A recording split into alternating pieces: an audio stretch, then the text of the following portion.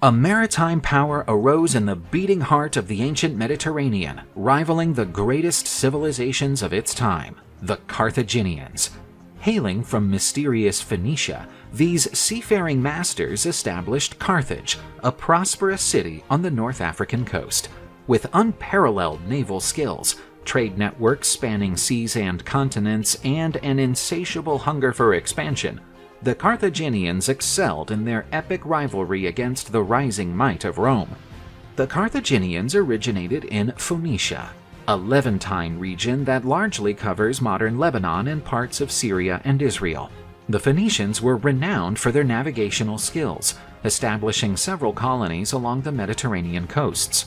Carthage, meaning new city in Phoenician, was founded at the end of the 9th century BC by Phoenician settlers. The city of Tyre, a major Phoenician city-state, is often pointed to as the starting point for the founding fathers of Carthage.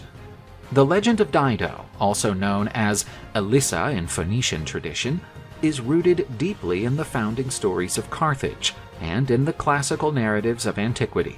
The tale of Dido combines myth, legend, and possibly some historical truth. Originally, Dido was a Phoenician princess from Tyre. Following her father's death, the king of Tyre, her brother Pygmalion took over the leadership. Some versions of the legend say that Pygmalion had Dido's husband killed for greedy or jealous reasons. Dido fled Tyre with a few loyal followers to avoid her brother's machinations. She landed on the coast of North Africa, trying to buy some habitable land from a local ruler. To be clever, the ruler told her that she could only have as much land as she could cover with a piece of leather. Proving her wit, Dido cut the leather into extremely thin strips and arranged them in a circle, outlining a sizable area, where she founded Carthage.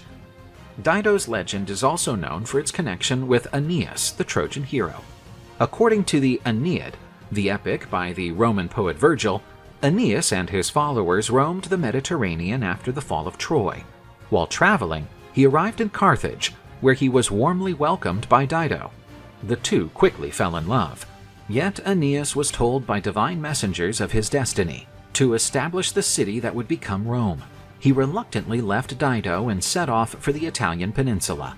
Shattered by Aeneas's departure, Dido erected a funeral pyre, proclaiming that she was joining her first husband, who had already died a few years before Aeneas's arrival. Dido then drove a dagger into her own body and threw herself onto the burning pyre, whereupon she perished in the flames.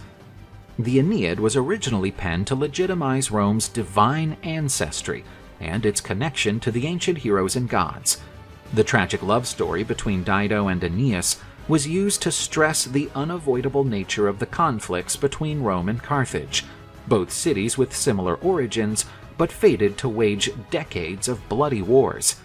As the influence of Phoenician cities in the Levant region started to decline due to invasions and the growing influence of empires such as the Assyrian and Babylonian, Carthage prospered and rose as the main heir to the Phoenician heritage, evolving from a simple colony to a powerful empire. Profiting from their strategic location and their seafaring prowess inherited from the Phoenicians, the Carthaginians established an extensive web of colonies and trading posts along the Mediterranean coasts. These colonies, comprising sites in Sicily, Sardinia, and the Balearic Islands, and the coast of present-day Spain, acted as trade and production centers, as well as naval bases. Carthage boasted one of the most impressive fleets in the ancient world. Not only did this enable them to protect their trade routes from pirates and rivals, but they also enforced control over key trade routes, levying shipping fees on other powerful cities, such as Rome, Athens, and Alexandria. The Carthaginians traded a wide gamut of goods. They imported cereals, especially from Sicily, metals like tin from Iberia and Cornwall, and silver from Spain, but also exotic products from Africa, such as ivory and precious stones. Carthage was also famous for the Phoenician purple dye, extracted from a specific type of sea snail, which was highly regarded in ancient times. Mago, a Carthaginian general and leader and member of the important Maganid dynasty, authored a 28-volume treatise on agriculture. Mago's agricultural work, although lost, was highly regarded in antiquity. It was translated into Latin and influenced Roman agricultural philosophy. The Punic alphabet, a variation of the Phoenician alphabet, came into use in Carthage and its colonies. Whilst the Punic language itself eventually died out, the alphabet made an impact on the development of other writing systems. Carthage was one of the first Western Mediterranean city-states to mint its own currency, which made trade and economic integration easier between its different colonies and territories. Trade was not just about goods. There was a continuous cultural exchange. Agricultural techniques, crafts, and technological developments were also spread through Carthage's trade routes. The Carthaginian religion, anchored in Phoenician traditions and customs, was a crucial part of daily life and Carthage's cultural identity. While much of what is known about Carthaginian religion is drawn from external sources, especially Roman and Greek, which frequently viewed Carthage through hostile or exotic perspectives, it is still possible to pinpoint core elements of this religious practice. As with their Phoenician predecessors, the Carthaginians adored a range of deities. The main were Baal Hammon, often associated with fertility and agriculture, and Tanit, a goddess of the moon, fertility, and in certain contexts, a funerary figure. Tanit became particularly prominent in Carthage and is often represented by a specific symbol that bears a resemblance to a female figure with her arms raised. Temples were hubs of religious activity, and many were found in Carthage and other Carthaginian colonies. Offerings, frequently of an agricultural nature, were common. Archaeological and written evidence of animal sacrifices also exists.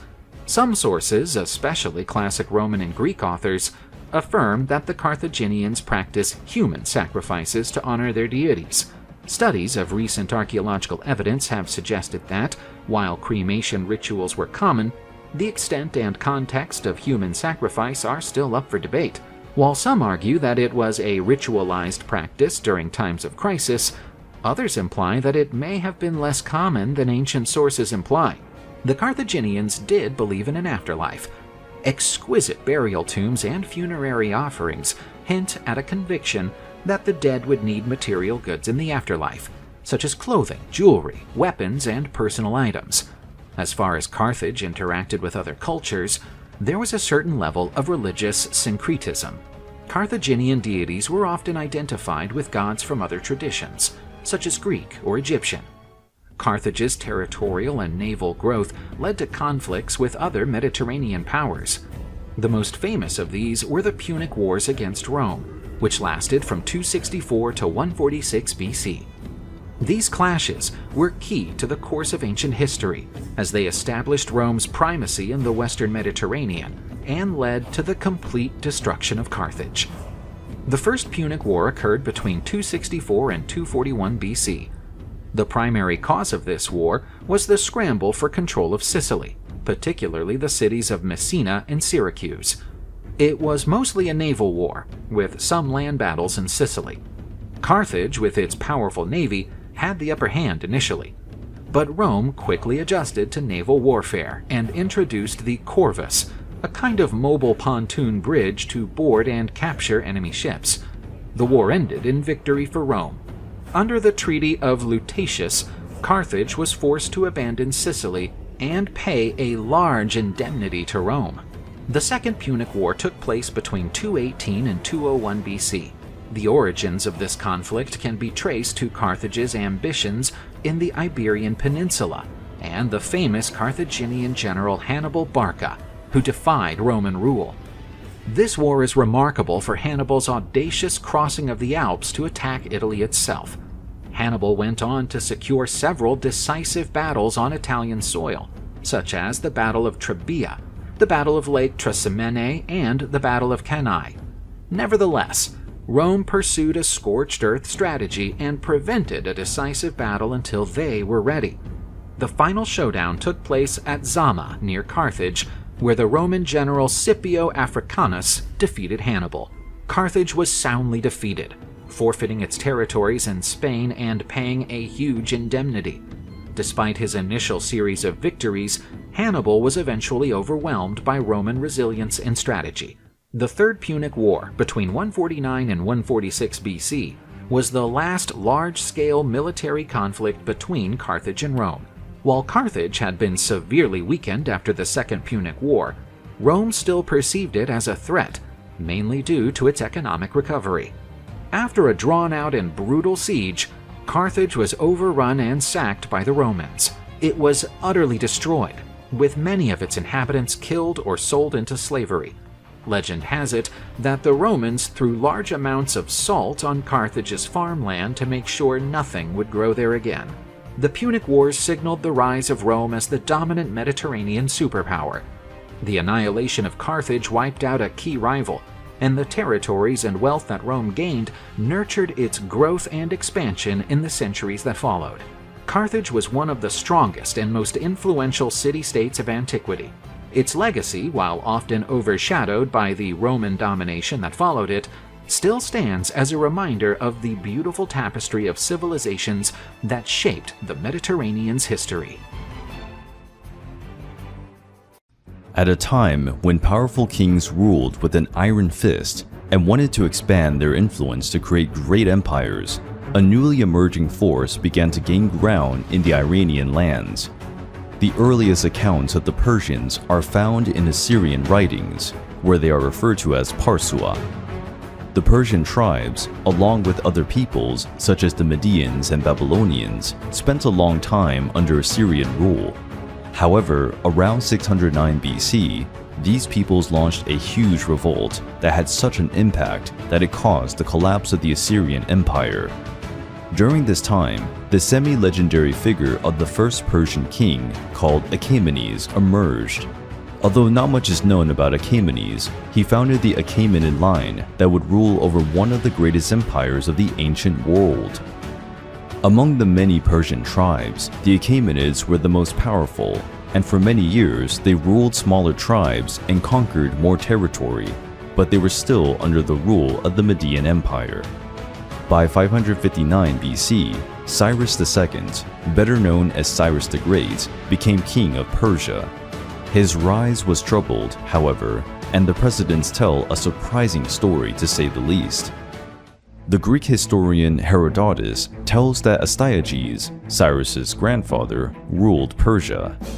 One night, he had a dream in which he saw that Cyrus would become ruler of all Asia.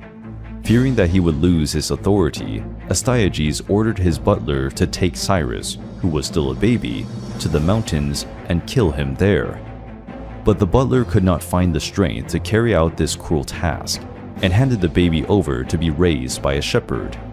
Astyages was furious when he heard this, and had the butler's son killed. When Cyrus was old enough, he returned to his country. After revealing his identity and amassing popular support, he dethroned Astyages and presented his claim to the throne, sparing his grandfather's life in the end despite everything. Cyrus the Great was an expansionist king, and under his reign the Persians conquered the capital of the Mediterranean Empire and ruled over an incredibly large territory rich in natural resources. But there was still an obstacle from the Mediterranean that threatened Cyrus's sovereignty: the Greeks. After the collapse of the Hittite Empire in the late Bronze Age, Anatolia was settled by Greek colonies that formed the Kingdom of Lydia, which refused to be ruled by the Persians. Initially, the Greeks attacked the Persian territories believing that the Greek cavalry was superior. But, to their surprise, the Persians were quite effective with their horse and camel-mounted archers. The Persians brilliantly defeated the Greeks, and the Kingdom of Lydia was ruled by Cyrus. As early as 539 BC, Cyrus and his army besieged Babylon and captured it. The Persians were welcomed as liberators by the Babylonians, who suffered from an abusive rule by King Nabonidus. The Persians not only restored political order in Babylon, but also liberated the Jews who were captive in the city, ending the famous period of Babylonian captivity. Thus, Judea became an allied kingdom of the Persians, and its territory served as protection against the Egyptians. The Persians also developed a good relationship with the Phoenicians, who were great traders and navigators. Cyrus the Great was also known for being a generous and benevolent king. He forgave his defeated enemies and even placed them in positions in his army or government. He was also known for respecting the religious beliefs of the peoples he conquered.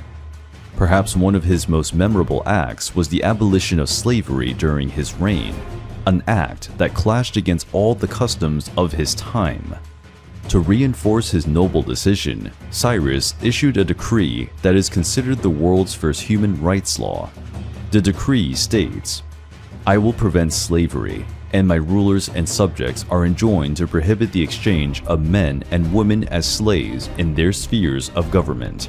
Such a tradition shall be eradicated throughout the world." This decree is a bit of clay in cuneiform writing, known as the Cyrus cylinder.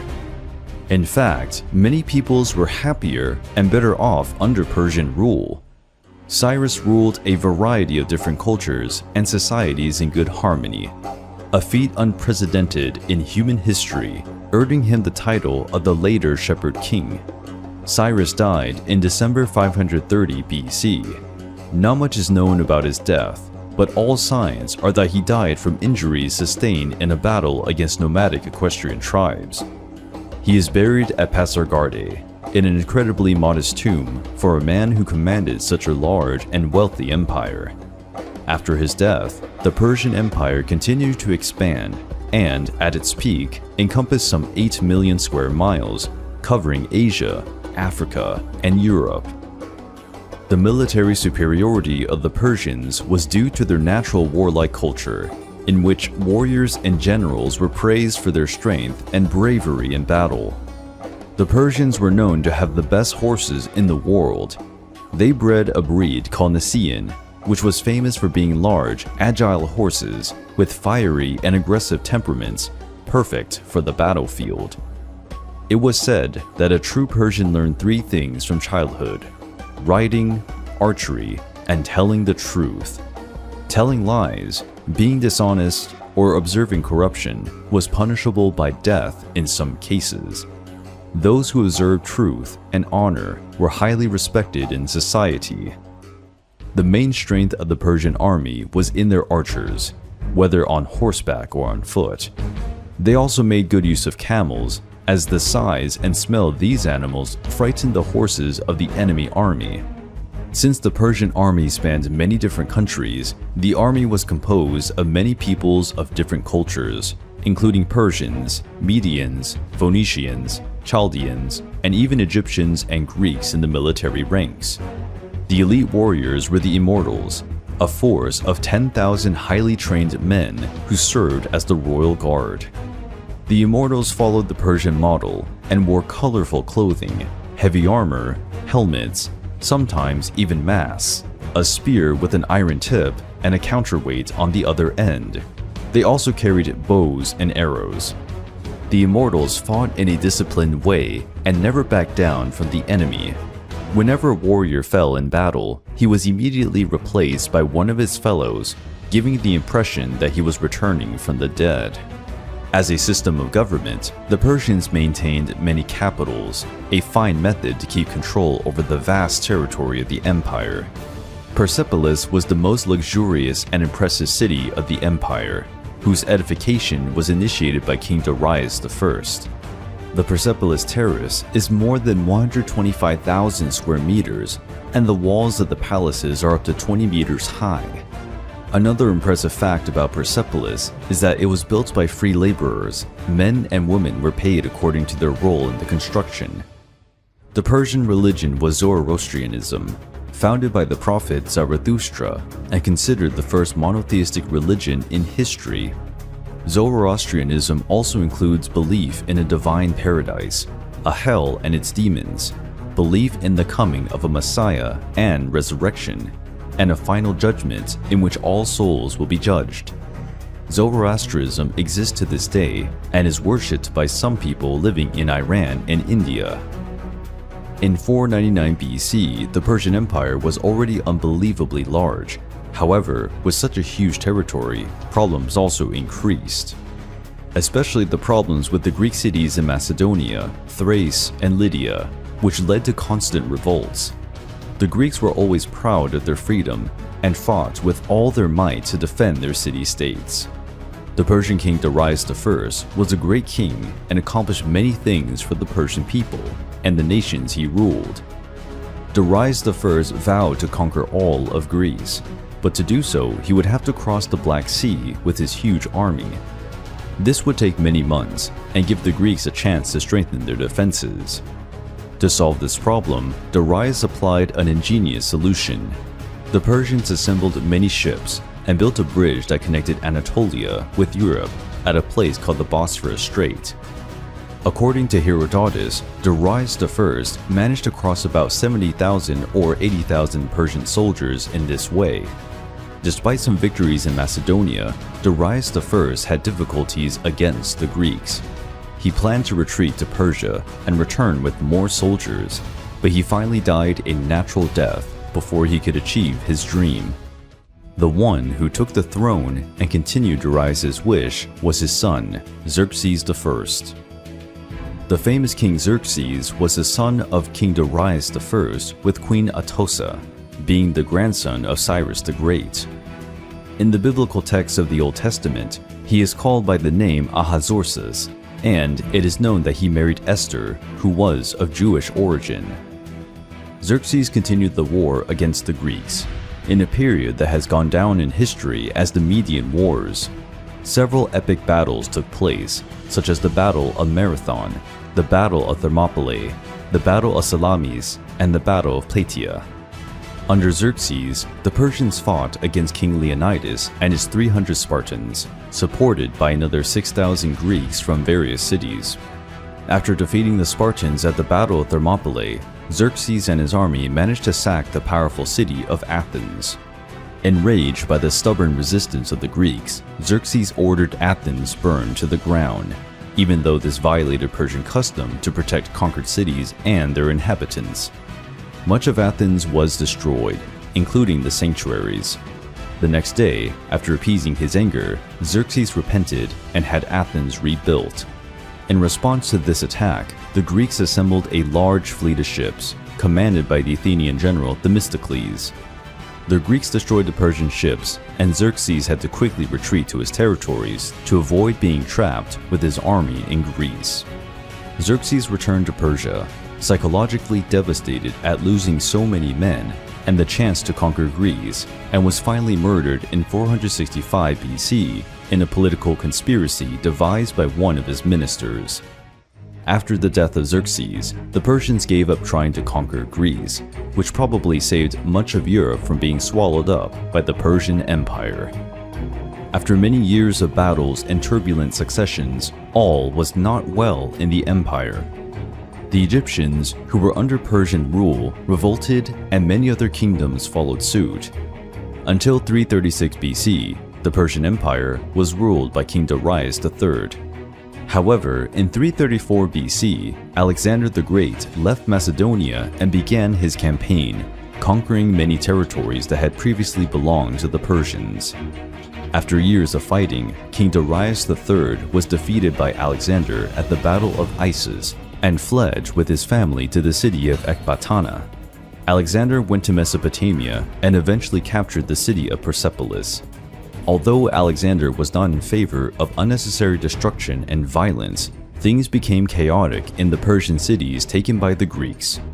Persepolis was sacked and burned down, and the same happened in Pasargadae.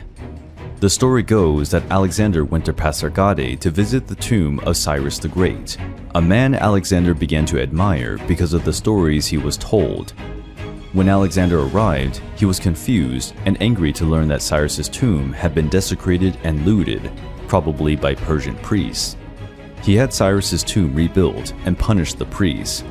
The ruler of Ecbatana betrayed King Darius III and had him assassinated, which marked the end of the last of the Persian kings of the Achaemenid line. Although he was his enemy, Alexander held a grand and righteous funeral for Darius III and cruelly punished those who ordered the death of his rival. Although some works of popular culture portrayed the Persians as bloodthirsty and cruel invaders, the truth is that they were very sophisticated for their time, especially in social areas and systems of government. Many historians agree that Alexander the Great did not build an empire, but conquered one that the Persians had established centuries before his birth. Whether as skilled warriors, wise kings, or ruthless conquerors, the Persians have left a precious legacy to human history. The Picts comprised an ancient and enigmatic civilization inhabiting the eastern and northern regions of present-day Scotland throughout the Iron Age and the early years of the Middle Ages.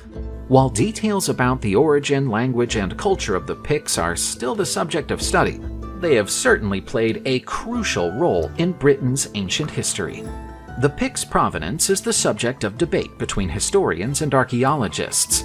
They are listed in Roman records from the 1st century AD, but their presence in Scotland is believed to be much older, with origins in the Iron Age or perhaps even earlier.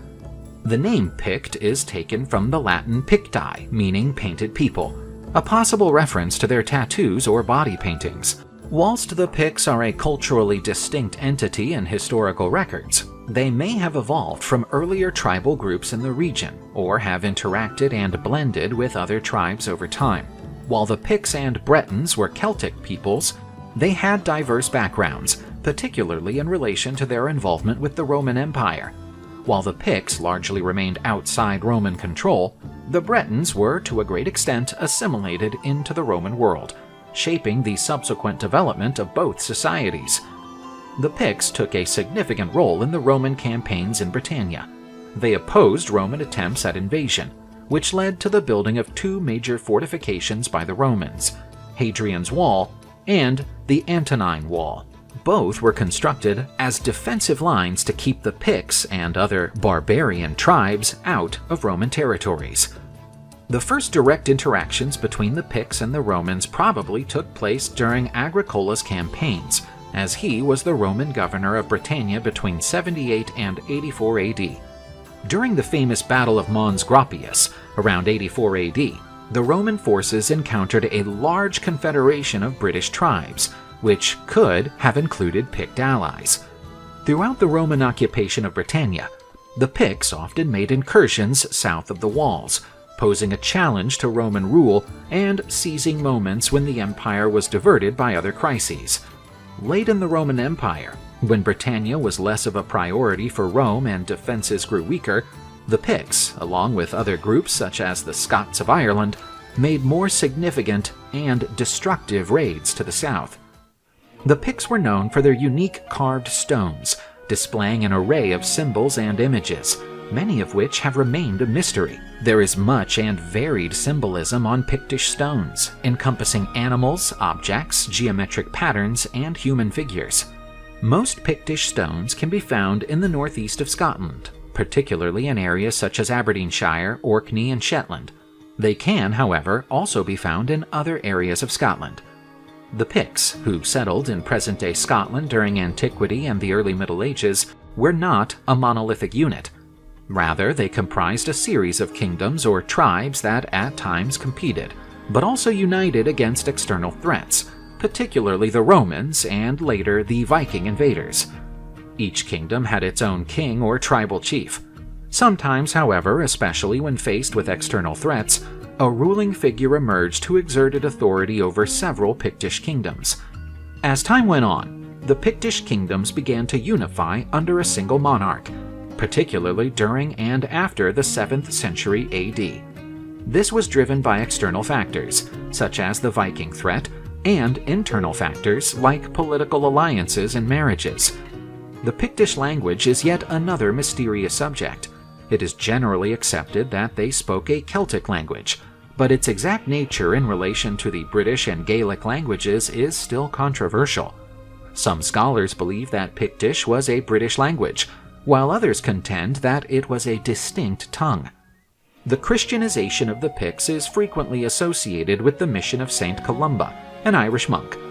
In 563 AD, Saint Columba and his companions founded a monastery on the island of Iona, off the west coast of Scotland. From Iona, Saint Columba and his followers undertook missions to evangelize the Picts. Among the most famous stories concerning Saint Columba is his encounter with King Bredi, ruler of a considerable part of Pictish territory. Reportedly, Columba visited Breidi's fortress, possibly near modern-day Inverness in Scotland.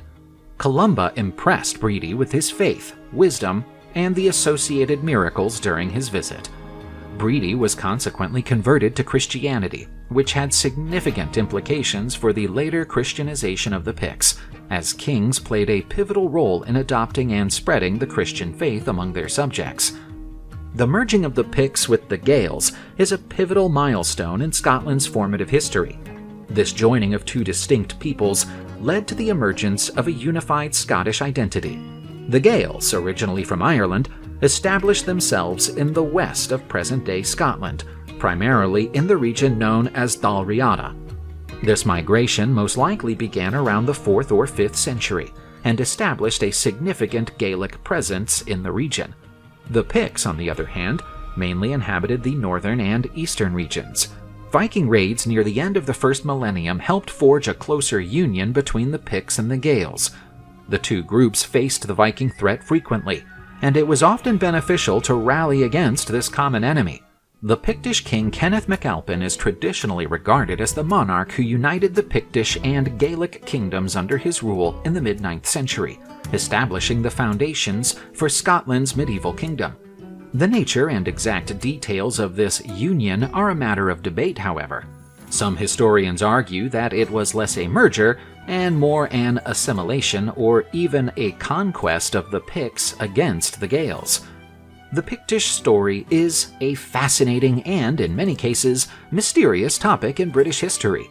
While much of their culture and history remains unknown, their legacy bears traces of a resilient and artistic people who challenged one of the greatest empires in history and left a lasting mark on their homeland. The Thracians comprised a group of Indo-European tribes who lived in southeastern Europe during classical antiquity.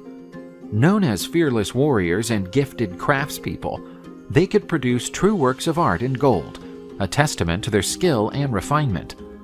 While much of their history and traditions have been lost over the centuries, archaeological traces and references in ancient texts give us an intriguing glimpse into the Thracian civilization.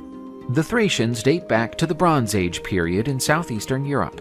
They were among a large group of Indo-European peoples who settled in different European and Asian regions. Thrace, covering territories in present-day Bulgaria, Greece, Turkey, and Romania, was home to several Thracian tribes around 2000 BC. Archaeological evidence, ranging from settlements to artifacts, indicates the presence of these peoples in the region since ancient times. Throughout several periods in history, the Thracians met and were influenced by other cultures, particularly the Greeks, with whom they shared borders and commercial and cultural interactions. Parts of Thrace were colonized or conquered over time by the Greeks, Persians, Macedonians, and eventually the Romans. Owing to the absence of extensive written records, much of what we know about the Thracians derives from archaeological artifacts, inscriptions, and references from ancient authors such as Herodotus and Thucydides. Although the Thracians were a group of distinct tribes, they shared numerous cultural and social features that distinguished them in the Southeast European landscape. Their interactions with neighboring cultures, such as the Greeks and Persians, influenced many aspects of Thracian society as well. It was divided into several classes, including noblemen, warriors, craftspeople, farmers, and slaves. The Thracians were largely renowned as skilled warriors.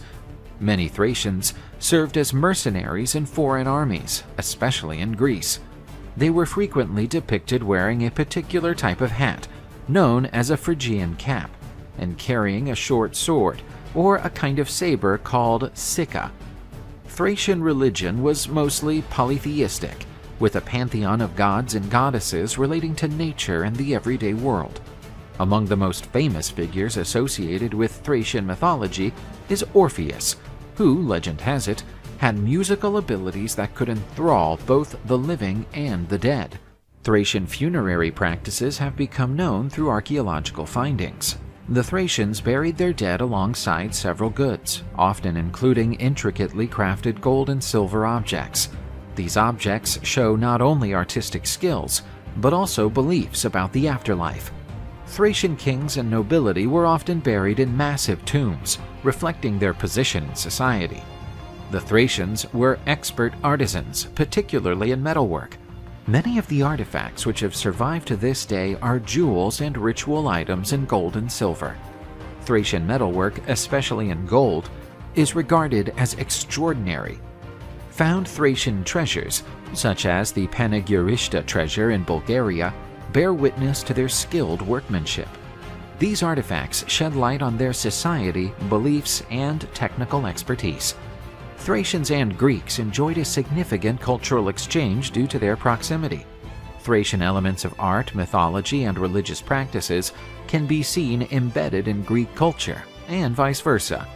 The Thracians also interacted with other neighboring peoples and nations, such as the Getae, the Dacians, the Scythians, and the Illyrians. The Odrysian kingdom was the most powerful and largest Thracian kingdom in antiquity. It particularly distinguished itself during the 5th and 4th centuries BC, and had a major influence on the Balkan region during its zenith. The kingdom was named after the Odrysian tribe, which succeeded in bringing together several Thracian tribes under its rule. The Odrysian kingdom was established by Terus I near the turn of the 5th century BC. He was traditionally credited with rallying several Thracian tribes under a single authority. Throughout his reign, Thrace cemented himself as a significant political entity in the region. At its peak, the Odrysian kingdom stretched from the Danube River in the north to the Aegean Sea in the south, and from Macedonia in the west to the Black Sea coast in the east. This wide reach made it one of the largest states in Europe during its lifespan. There were significant diplomatic and mercantile interactions between the Odrysian kingdom and the Greek city-states due to their geographical proximity. The Thracian king Sitalces, one of Terus I's successors, tried to forge an alliance with the Greek city of Athens, and even went so far as to embark on a military campaign against the Macedonians. Yet the Thracians often found themselves in conflict both between their different tribes and with neighboring peoples and states. The Thracians had to contend with the Persian advance during the Persian invasions of Greece in the early 5th century BC. Many Thracian tribes were subdued by the Persians and forced to provide troops for Xerxes I's armies in his campaign against Greece. Owing to the proximity between Thrace and the Greek city-states, as well as the colonies established on the Thracian coast, numerous skirmishes took place between the Thracians and the Greeks.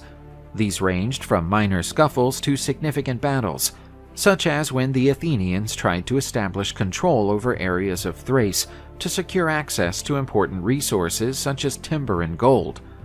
Thracian king Cotys I attempted to resist Macedon's growing influence, led by King Philip II of Macedon during the 4th century BC.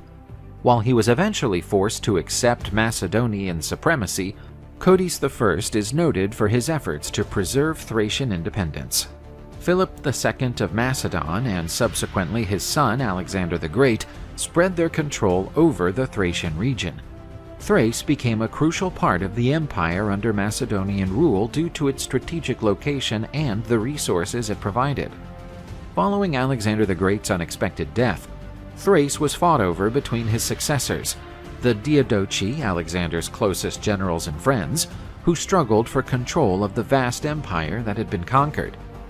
As Rome started to expand its influence in the Balkan Peninsula starting in the 3rd century BC, the Thracians came into increasing contact with them, initially through the Greek colonies that Rome had relations with. With Macedonia's defeat in the 2nd century BC and the ensuing expansion of Roman influence in the region, the Thracians often clashed with the Romans.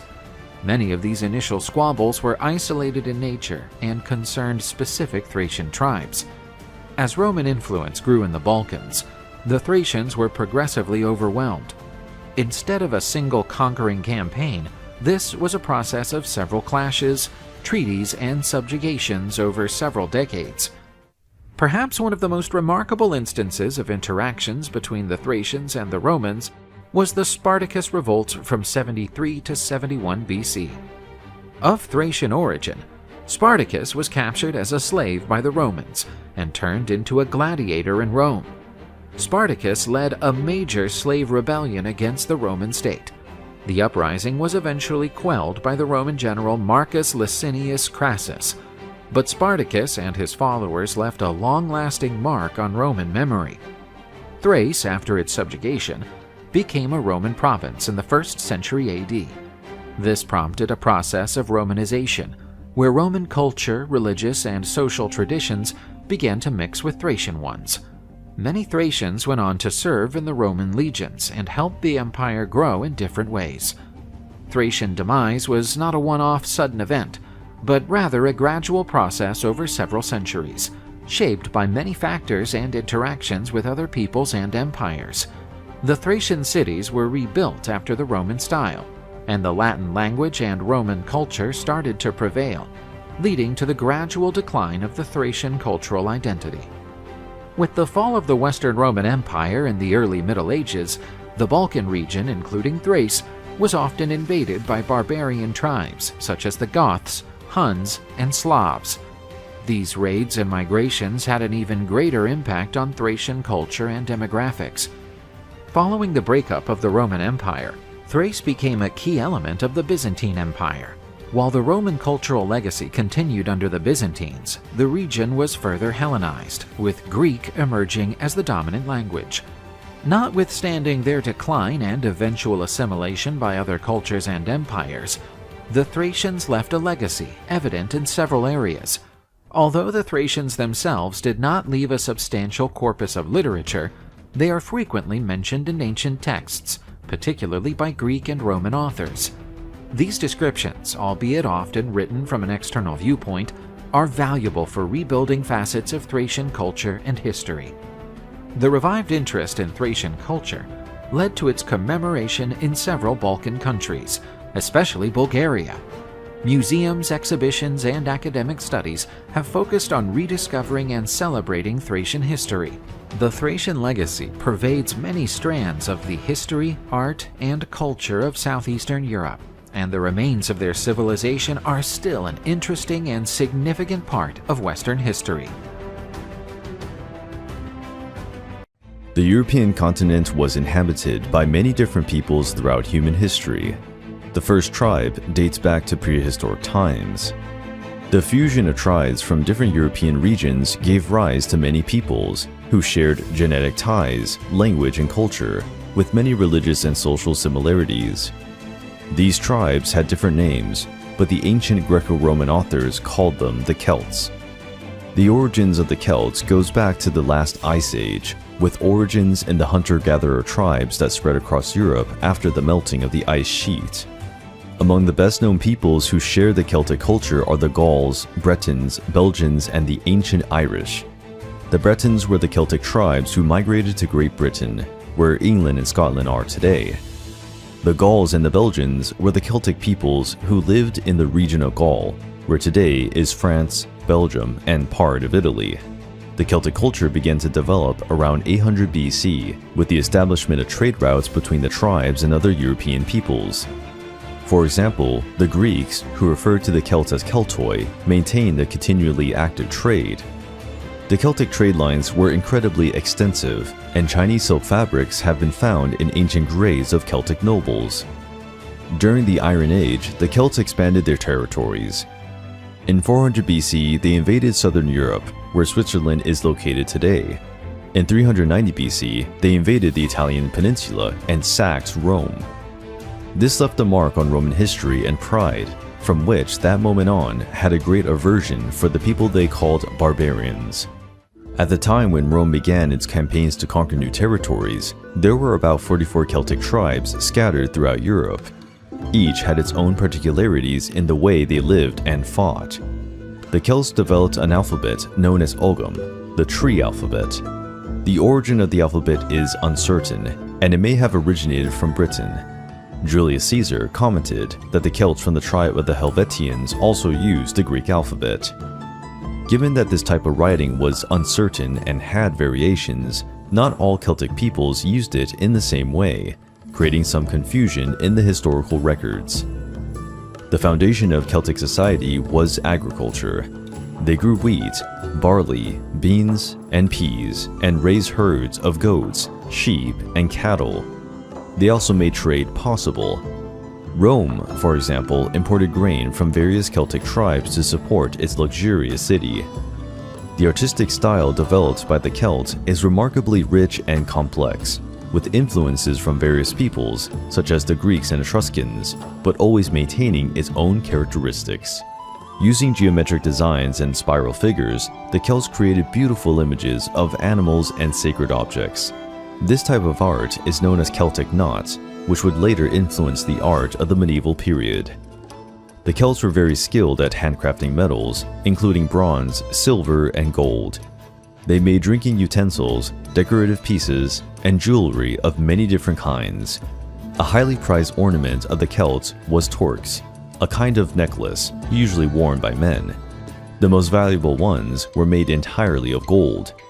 The Celts had a proud warrior culture, where they always tried to extol courage and virtue in battle. With this in mind, they produced weapons and pieces of armor that served as war trophies or decorative objects. Many objects have been found in archaeological excavations, among them bronze shields adorned with semi-precious stones, bronze helmets adorned with animal figures, and even highly detailed gold helmets. Many tribal chiefs used horns, horsehair, and bird feathers to adorn their helmets, which gave them a distinctive and threatening look. Women in Celtic society had a special prominence, enjoying an independence uncommon among the peoples of the time. They were entitled to their own land, cattle, and personal wealth. In most cases, they can also choose whom to marry. And if the marriage was not good for the woman, she had the right to divorce them without being judged by others. Some women also learned to fight if they so wished. This was important for their own protection and the defense of their home and children, especially when the men spent a lot of time devoted to hunting or war. It was not uncommon for women to participate directly in war, especially when their entire clan or village was in danger. The most famous of these Celtic warriors was a woman named Boudica from the Iceni tribe inhabiting Britain. After the death of her husband in a battle against the Romans, Boudica and her daughters were imprisoned and humiliated by the Romans. Boudica swore revenge, and, gathering other Celtic tribes, she ravaged 2 Roman colonies, killing all the citizens. One of these colonies was Londinium, where London is today. The Celts used to dye their hair white. Before battle, they also made blue paintings and tattoos on their bodies. These paintings could represent animals or holy spirits. It was a way for them to summon strength and courage at the moment of battle. The Celts also used chariots in battle. Usually one warrior would drive the vehicle and the other would throw darts. Chariots were so highly prized that many nobles were buried along with the wheels or even the full vehicle. Some warriors fought totally naked, battling with great fury and terrorizing the enemy, proving that they needed no protection to fight. About the appearance of Celtic warriors, the Roman historian Diodorus wrote, "Their appearance is terrifying. They are tall, with strong muscles under a white skin. They have blonde hair, but it is not a natural blonde. They bleach their hair and comb it back. They look like wooden demons, with their thick, unkempt hair like a horse's mane." But despite their ruthless and cruel reputation, the Celts also treasured music, poetry, and philosophy. The oldest city in France is called Marseille, and during the Iron Age, it was inhabited by a Greek colony. Many Celts visited Marseille to learn philosophy, to learn and to read and write with the Greeks. In their religion, the Celts believed in many gods and spiritual beings. Most of these were associated with the forces of nature and governed the cycle of life. As with most religions, the Celts also had religious leaders and representatives. These were known as Druids. The mysterious Druids formed a priestly caste. Their exact function in Celtic society is still debated by scholars. Some historians consider that they had the role of spiritual advisors and not exactly cult leaders. Their main symbol was the oak tree, which explains the meaning of the word druid, meaning oak root, which refers to a type of ancient knowledge rooted in the soil. The oak was an especially important tree in Celtic religion. and the Druids performed various rituals around or near these trees, as well as collecting the branches of mistletoe to make potions, using small bronze or iron sickles. Druids seem to have been an independent group in Celtic society, not belonging to any specific kingdom or tribe. Still, they were above any king or tribal leader. If a group of Druids voted against a king's decision, he was forced to accept the decision of the priests. Druids dressed in white or light gray. Apparently, they lived away from towns and cities, preferring to live in small groups or even alone in the forest. Although the image of Druids is associated with old men with long beards, there were also female Druids known as Druids. There is evidence that Druids made sacrifices of animals and humans.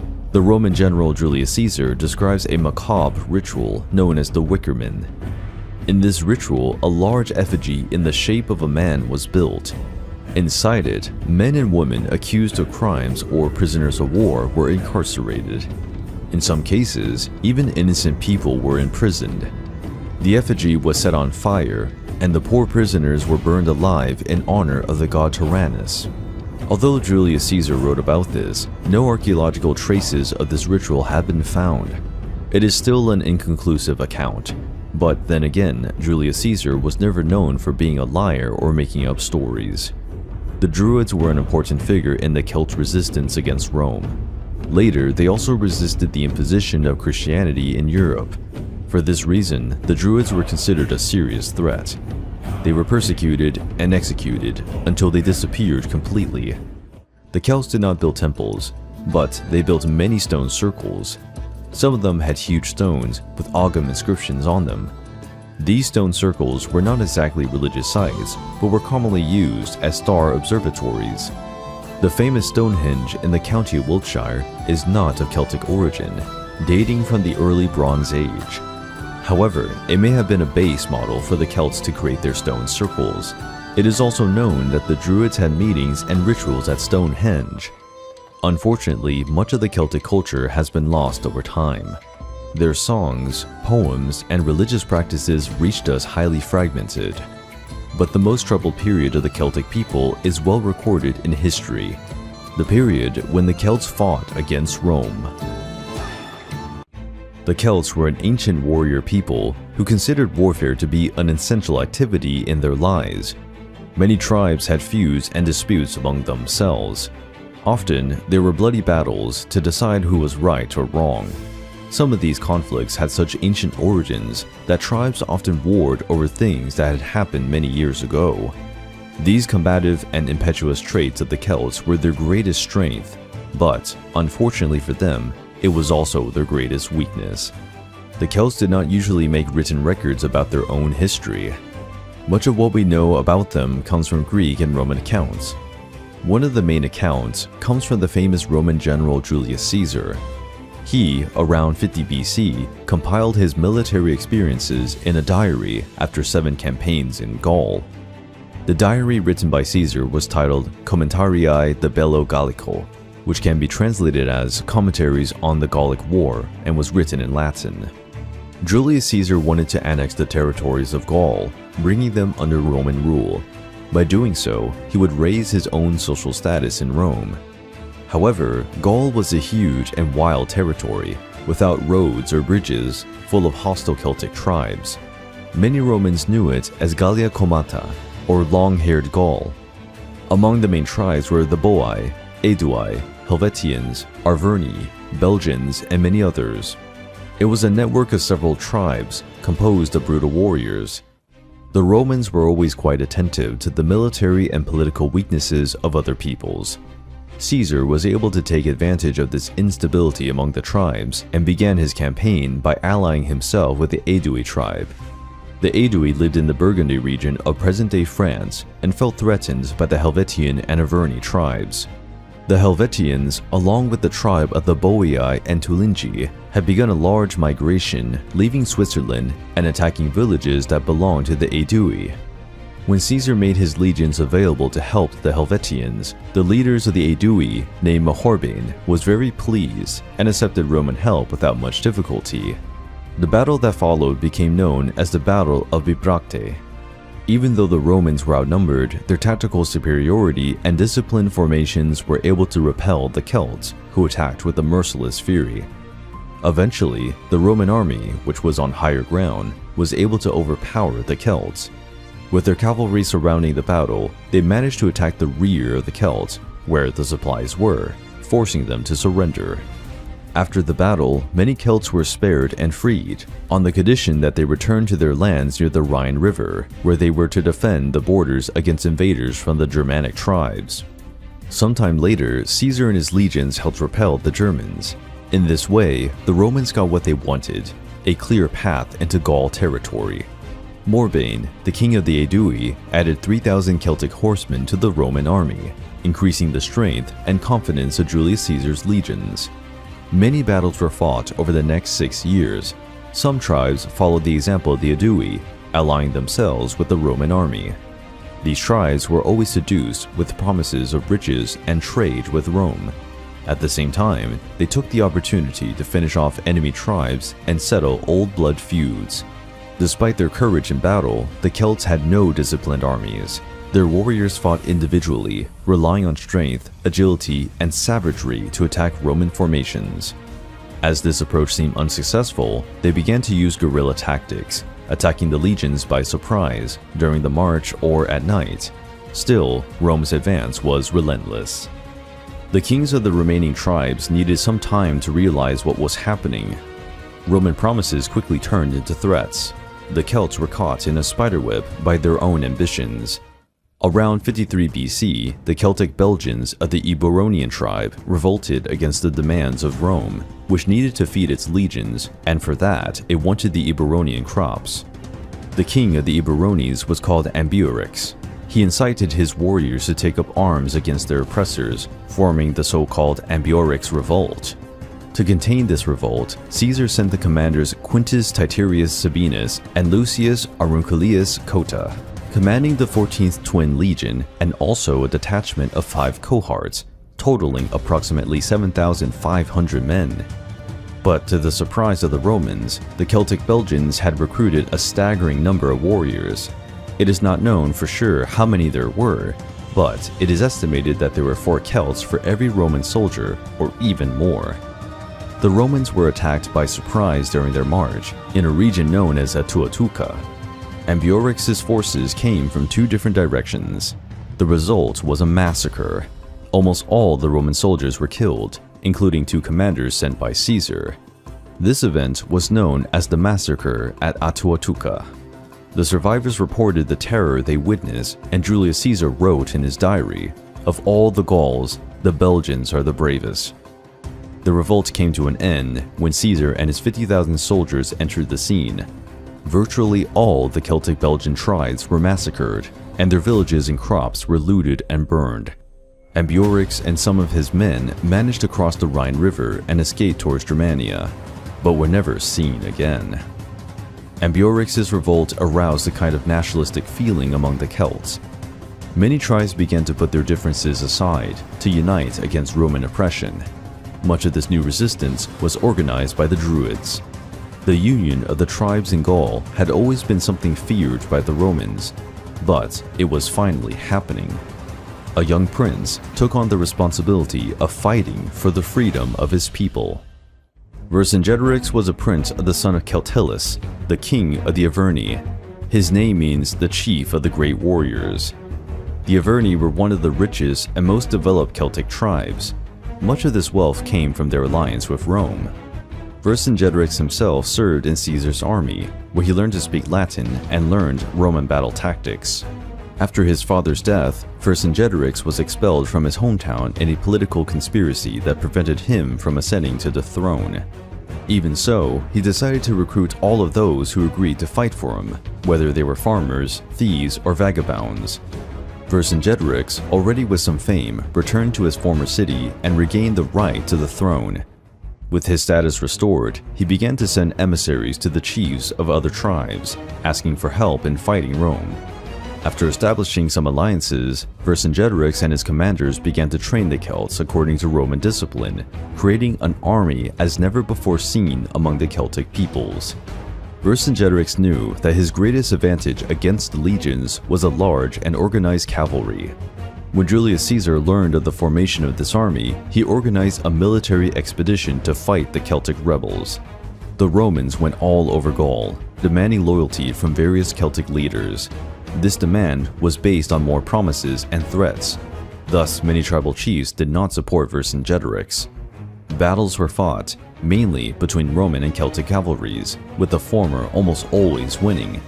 Vercingetorix was forced to retreat. But in his escape through Gaulish territory, he decided to use scorched earth tactics, a strategy of burning villages, towns, and farms, not allowing the enemy army to seize anything. After losing the city of Bourges, Vercingetorix was forced to flee with what was left of his troops. With his army already greatly reduced, Vercingetorix continued to send emissaries, asking for military support from Celtic chieftains, even those who had already sworn allegiance to Rome. Finally, Vercingetorix was forced to take refuge in the city of Alesia, a great defensive point since it was built on a hill. What followed was one of the saddest and most shameful chapters in Celtic history. In September 52 BC, Alesia was besieged by Julius Caesar. The Romans built 2 wooden walls around the city, one to keep Vercingetorix and his men imprisoned, the other to repel the Celtic army, which was approaching to rescue the citizens of Alesia. The siege itself was relatively normal. The Romans cut off water and food supplies in the city, forcing the inhabitants to starve and thirst. Even as many did, the brave Celts refused to surrender, waiting to be saved by an army of their countrymen. This army did emerge, but was unable to defeat or push the Romans back, who had already established a strong defensive position. After this defeat, the morale of those inside the city was destroyed. Realizing that there would be no further rescue attempts, they were overcome by despair. Other Celtic leaders refused to send troops to help Vercingetorix, fearing the revenge of the Romans. With no other way out, and trying to save the rest of the survivors of Alesia, Vercingetorix surrendered. Vercingetorix's surrender was an iconic moment, being depicted in many classical paintings.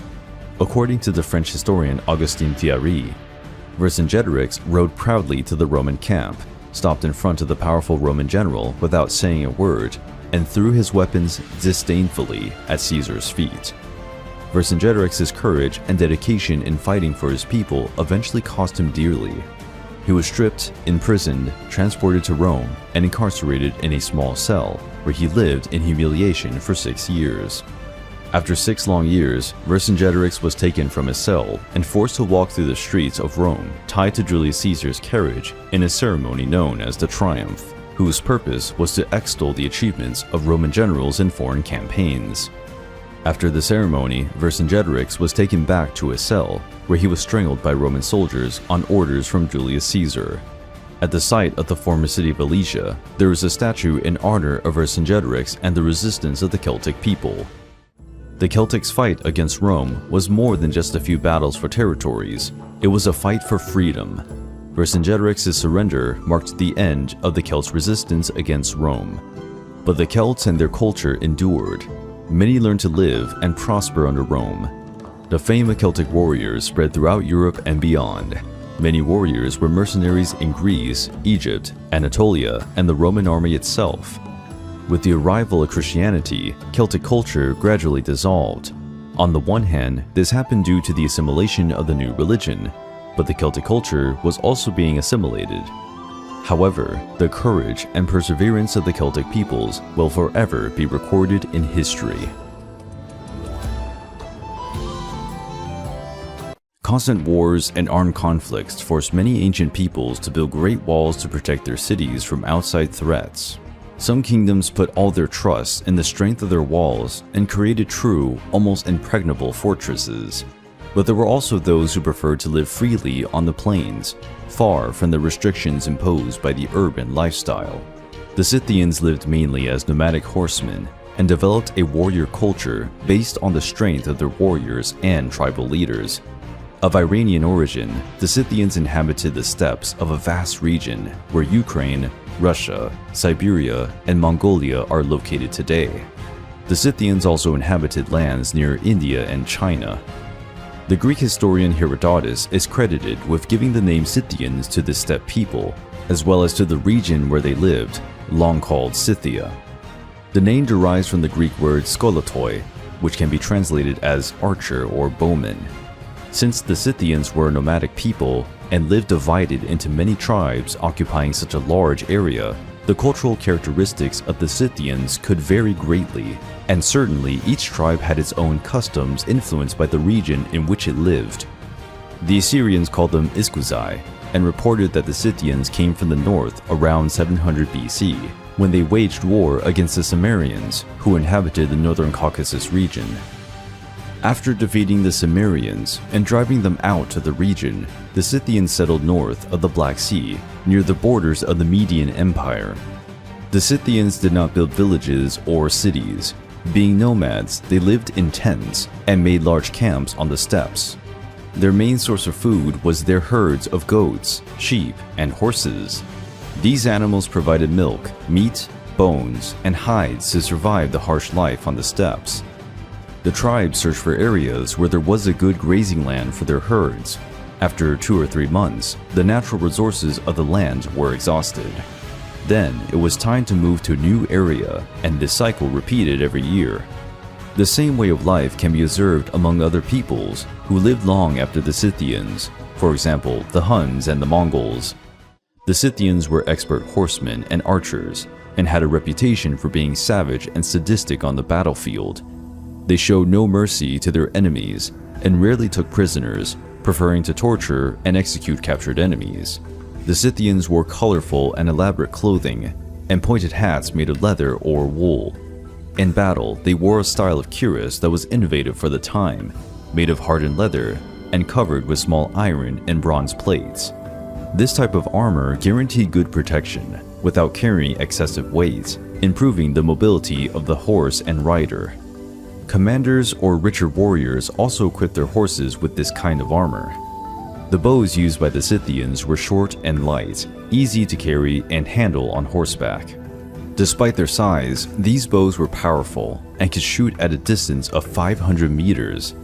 The Scythians are credited with inventing the saddle and harness for horses, something that would change the history of chivalry around the world. The Scythians also used ropes to tie down enemies on foot or horseback, a great way to immobilize the enemy and keep a safe distance. The Scythians spent so much time mounted on horses that there is a theory that the centaurs of Greek mythology are a representation of the Scythians, half man, half horse. One of the major highlights of Scythian culture was the custom of making beautiful tattoos on their bodies, most of which depicted sacred animals or fighting animals. Mummies found in Siberia still preserve incredibly refined designs with a unique style. The Scythians also painted their faces for battle, as can be seen on death masks. All these features made the Scythians formidable warriors whose fame was known throughout the Iron Age.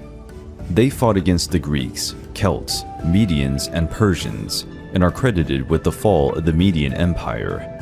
The Scythians invaded the Median territories by plundering villages and cities, which paved the way for the Persians to rise and form the Achaemenid Empire. But other people shared with the Scythians a reputation for being deadly in the use of bows and horseback. They were known as the Amazon warriors. The Amazons became known through Greek sagas, especially in the 12 Labors of Hercules, where the mythological hero has the task of acquiring a beautiful bejeweled belt that belonged to Hippolyta, queen of the Amazons. The Amazons were described by the Greeks as fierce and strong women, able to fight on par with the best male warriors. But the truth is that the Amazons did not belong to the Greek people. Instead, they are associated with the Scythian culture. The origin of the Amazon warriors is uncertain, but it seems that over the centuries they migrated from one region to another and lived for a time in Anatolia, where they joined the Trojans in the fight against the Mycenaean Greeks in the famous Trojan War. Later, they migrated to Scythia and settled in what is now Ukraine. The name Amazon comes from Ha-Mazan and probably derives from the ancient Babylonian or Persian language. Herodotus called them Androchtones, which means slayers of men. When they arrived in Scythia, the Amazons and Scythians developed a good relationship, as they shared a nomadic culture with many similarities.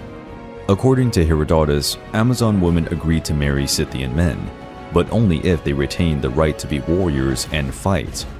The Scythians were brutal and numerous warriors, so the Amazons likely pursued an alliance with them, instead of trying to take their territories by force, which would certainly have led to a bloodbath. This union gave rise to the Sarmatian clan, a people that would grow strong over time, and whose characteristic was the freedom of its women in society, ruled by queens from the Amazon lineage. During archaeological excavations, skeletons of women were found in Sarmatian tombs. What attracted the attention of researchers was that many were buried with weapons and armor, and some had battle wounds on their bones. The Scythians did not possess any form of writing. Unfortunately, they left no written records about their people. Much of what is known about them comes from archaeological finds and graves. The Scythians buried their kings in artificial burial mounds called kurgans. In many cases, the dead were given to wild animals, in a custom known as celestial burial. The religion practiced by the Scythians remains nameless and little is known about it. Herodotus tells us that the Scythians worshipped a pantheon of 7 gods and goddesses, and that they believed in the spirits of nature, which often came into the world in the form of animals. For the Scythians, the world was divided into the realm of birds, which were part of the heavenly world, the realm of the herbivores, which was largely the earthly world, and the realm of carnivores, which was the part of the subterranean world, as these brought death to other living creatures. The Scythians worshipped deer in particular. They depicted these animals on many gold coins and decorated their horses to look like deer. Human sacrifice was also common, including that of prisoners of war, and there was evidence of the custom of cannibalism among the Scythians. To be captured by them meant to be certain of a dreadful death. The Scythians did not build temples, but they left stone sculptures of warriors throughout almost the entire region they inhabited. According to Herodotus, the Scythians used sadistic customs, like using the skull of an enemy as a cup to drink wine and fermented milk. They also used to inflict wounds on themselves when they were mourning to show that they were grieving for the death of a loved one. All these characteristics clearly explain why other peoples, such as the Greeks and Persians, feared the Scythians. From the point of view of people who prided themselves on being civilized, the Scythians were bloodthirsty and brutal barbarians. Many Scythian warriors and Amazons served as mercenaries in different nations, working for the most powerful nations of their time. They also traded with many different cultures, which allowed them to develop an artistic style filled with Greek, Egyptian, Persian, and Chinese references. They were particularly skilled in working with gold. The quality and precision of their work were unraveled in the ancient world and would be difficult to replicate today, even with modern tools. Around 300 BC, the Scythians simply disappeared from the face of the earth. This is an event that historians to this day cannot explain. The Scythian culture simply vanished. It is not known for sure if there was a war between the tribes, or factors such as climate change that made survival on the plains difficult, but the fact is that the Scythians dispersed. The Sarmatian clan continued to live in the area and developed, but their culture changed a lot due to the influences of Greek culture. The Scythians are not considered an empire because they did not build cities and were not organized under a single leadership, but if they had, they would have been incredibly powerful. A people that was able to live off the land and strike fear into the most powerful empires of their time came to an end. Despite their mysterious demise, the Scythians left their mark on history.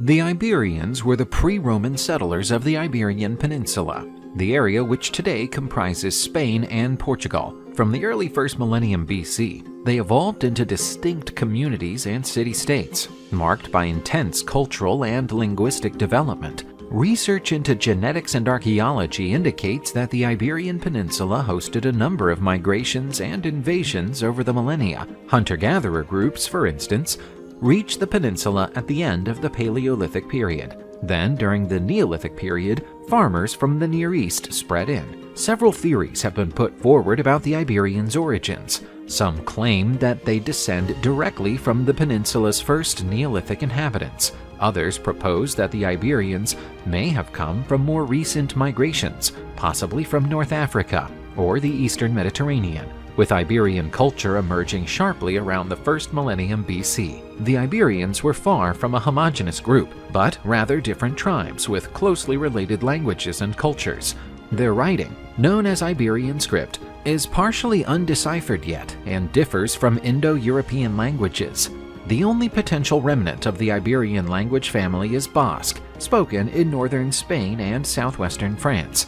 But this connection is still a matter of debate. There is also some evidence of Celtic cultures in the north and west of the Iberian Peninsula. These Celtic and Iberian cultures were eventually blended in some areas, resulting in what some historians call Celtiberian peoples, such as the Vetones, Vachai, Lusitanians, and Carpetani. The Iberian society comprised city-states or fortified communities called oppida. Often these cities were built on high ground, facilitating defense. They had no unified system of governance. Each city or tribe had its own hierarchy and leaders. The Iberians were agriculturally savvy, growing cereals, vines, and olive trees.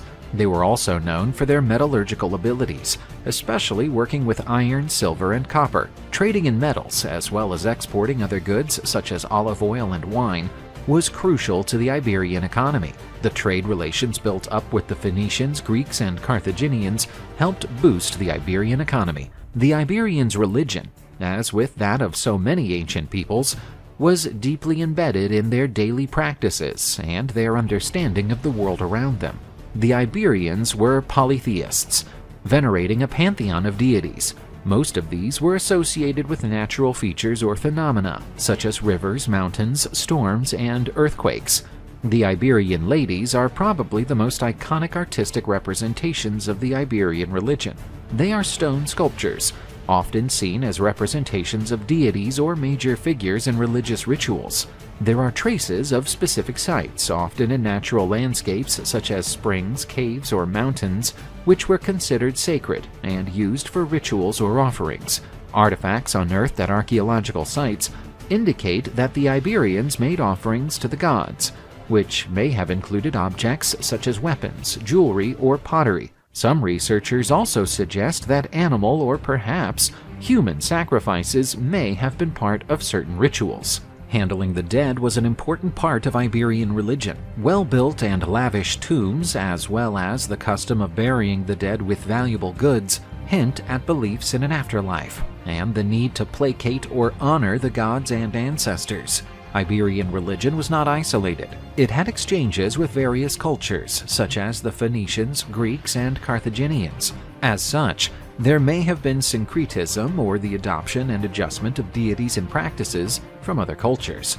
As a result of trade and contact with other Mediterranean cultures, the Iberians adopted and updated various cultural aspects from their neighbors. Phoenician and Greek influence, for example, is seen in aspects of Iberian art, religion, and urbanism. Iberian men and women frequently wore tunics and robes.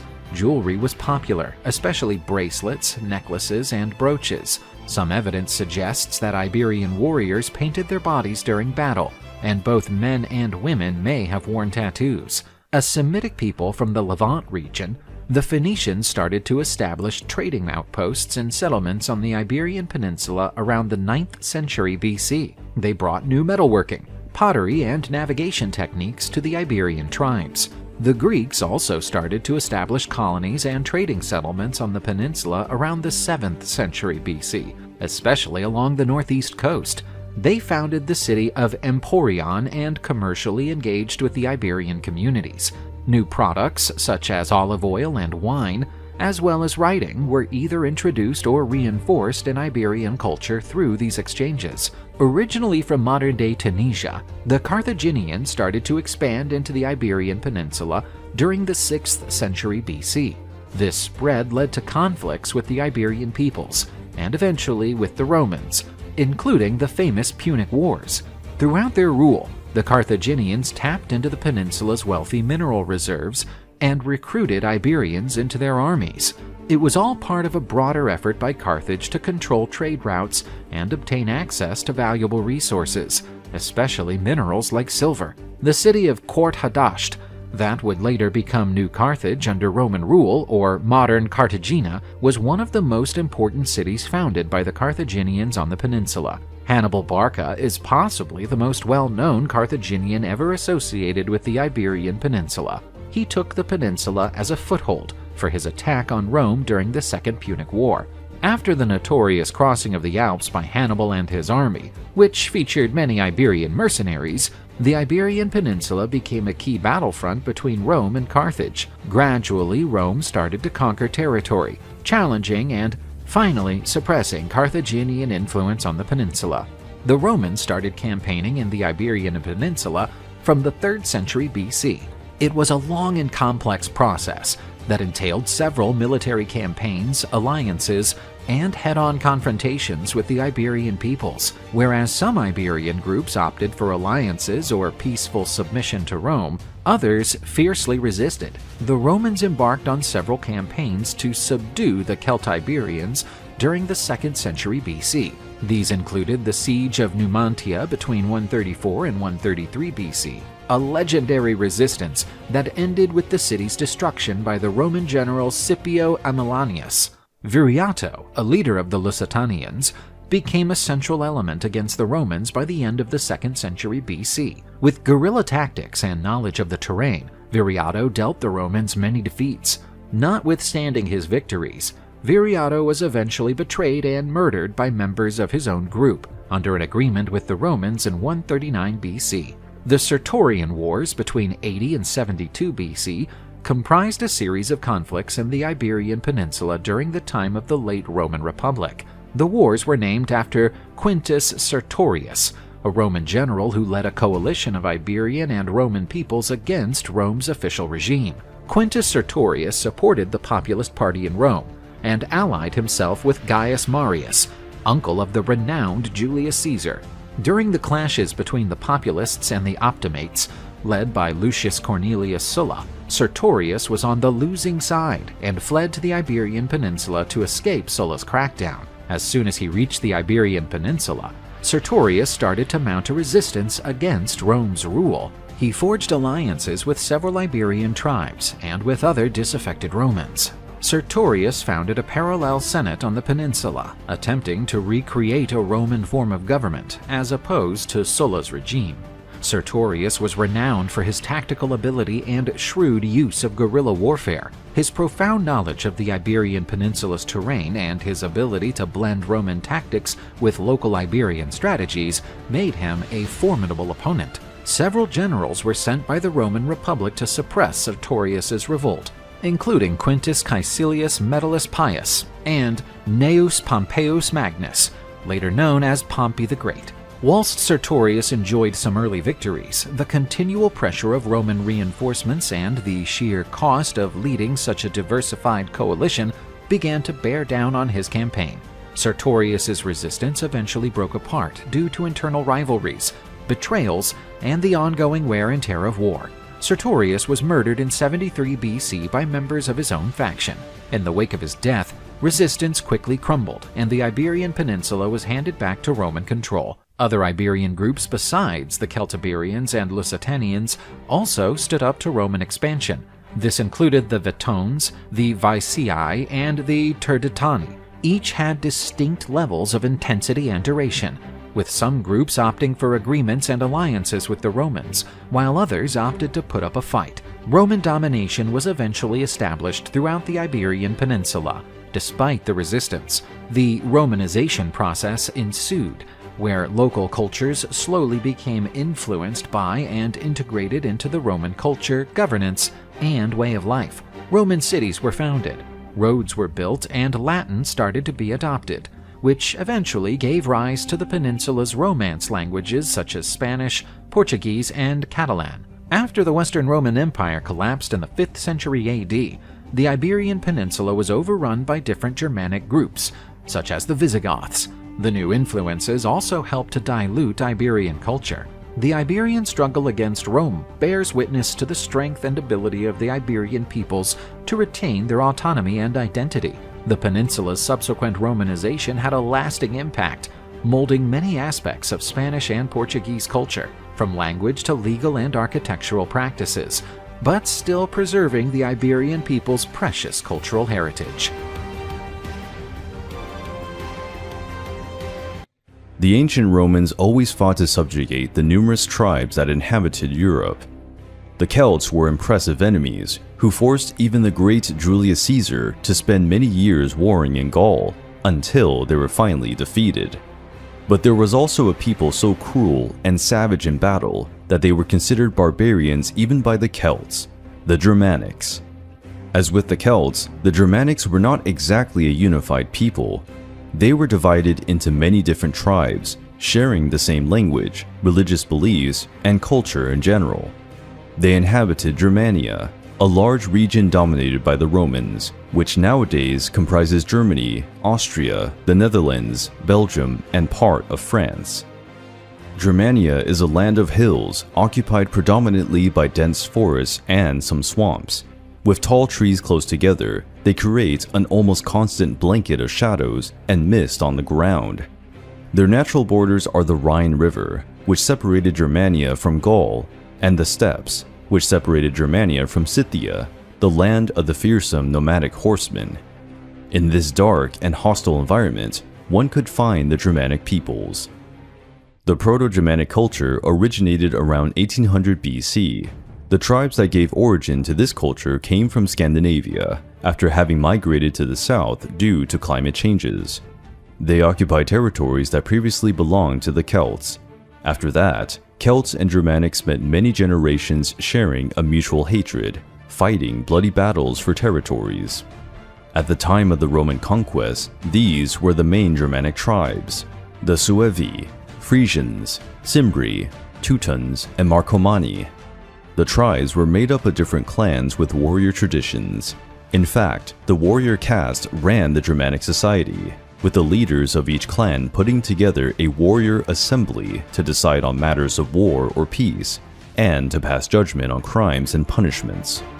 In the society, those ranked first were the members of the nobility, second, the freemen, who could bear arms and participate in the assembly of warriors, and third, the servants, such as farmers, fishermen, and blacksmiths. Lastly were the slaves. Women were highly respected and had their roles in society, such as clothing, pottery, and tending the crops. Men acknowledged women's ability to predict events and did not hesitate to ask their advice. Marriage was something taken very seriously. Both men and women married only once in their lives. In rare cases, members of the nobility took more than one wife, if that was needed to have children or arrange political marriages. Agriculture was the main source of food, besides cattle raising and hunting wild animals. Unlike the Celts, the Germanics were not very prone to art. According to the Roman historian Tacitus, they paid no mind to silver and gold. Each tribe had a supreme chief, or king, as many called themselves. These kings were elected by the warrior assembly, and could also be disposed by election. These were responsible for commanding the warriors during battle, followed by a group of elite warriors. Free men were trained from childhood by their fathers, uncles, or older brothers. They were considered fit for combat by the age of 16, when they were given a shield and a spear by the chief of the tribe. This training produced large, strong warriors who wore long beards or mustaches. Julius Caesar described the Germanics as follows: "The Germanic people are incredibly tall, brave, and skillful with their weapons. Even their gaze is unbearable." The Germanic people of the Suevi tribe were regarded as the most fearsome. Their warriors were characterized by long hair tied on the side of the head. A male skull was discovered in Osterby, Germany, in 1948, still preserving the hair and traditional Suevi knot. The main weapon was the spear, but they also used axes, javelins, slings, long knives, swords, and a somewhat unusual weapon for the time, the wooden club. Albeit a primitive weapon, the club could generate a great impact, breaking shields, bones, and causing injuries even to soldiers who wore armor and helmets. The Germanics were experts in guerrilla tactics and psychological terror, using the forest to ambush and even fight at night. Some warriors painted their weapons and bodies with a black dye, using charcoal mixed with a bit of water, creating a sort of camouflage. Only their eyes were visible to terrify their enemies. They were called the Harii, the ghost warriors. Even in their environment, the Germanics managed to develop a fine cavalry. They used an impressive tactic to say the least, where young warriors advanced by running side by side with their horses during the attack. This allowed for a simultaneous cavalry and infantry attack. Dropping their weapons and fleeing from battle was unacceptable. Tacitus mentioned that some warriors committed suicide by hanging when they did this shameful act. Another unusual custom of the Germanic people was to bring their relatives close to the battlefield. By doing this, the men could hear the cries of encouragement from their wives and children while fighting. Most of the time, it was for them that they were fighting. They also wore the skins of animals, including bears, wolves, and wild boars in a ritualistic manner.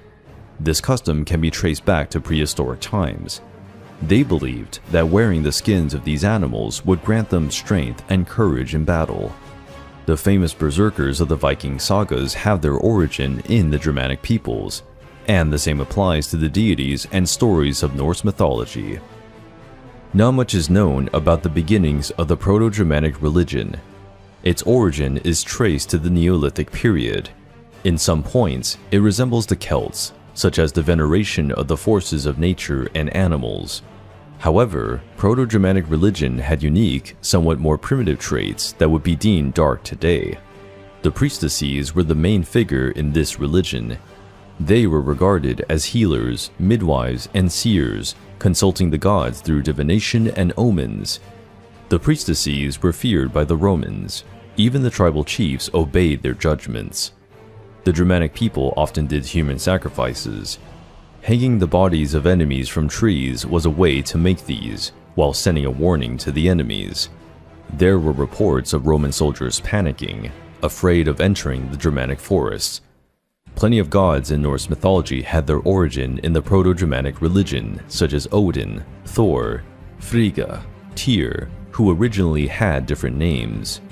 Odin was called Wodenas, the father of the gods, lord of wisdom, death, and trade.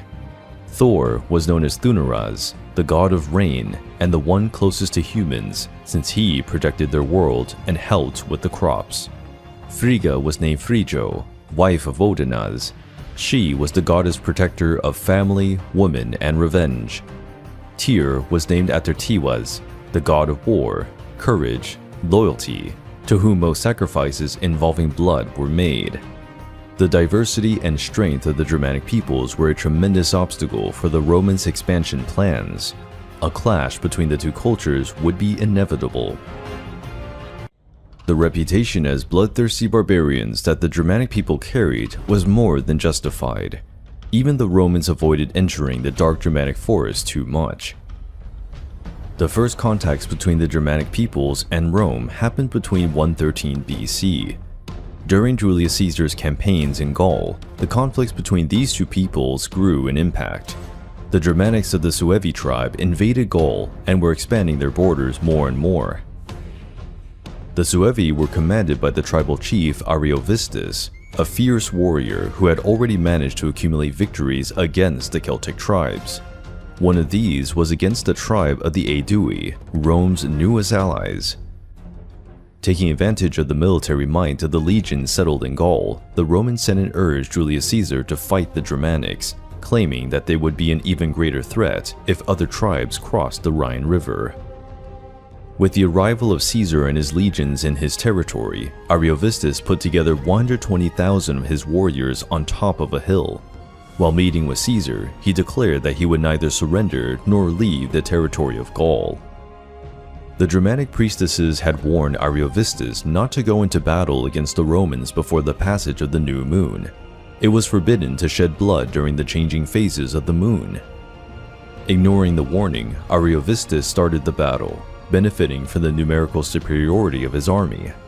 After luring the Romans near the Rhine River, the battle initiated and the Germanics attacked with their well-known ferocity, which made their people so feared.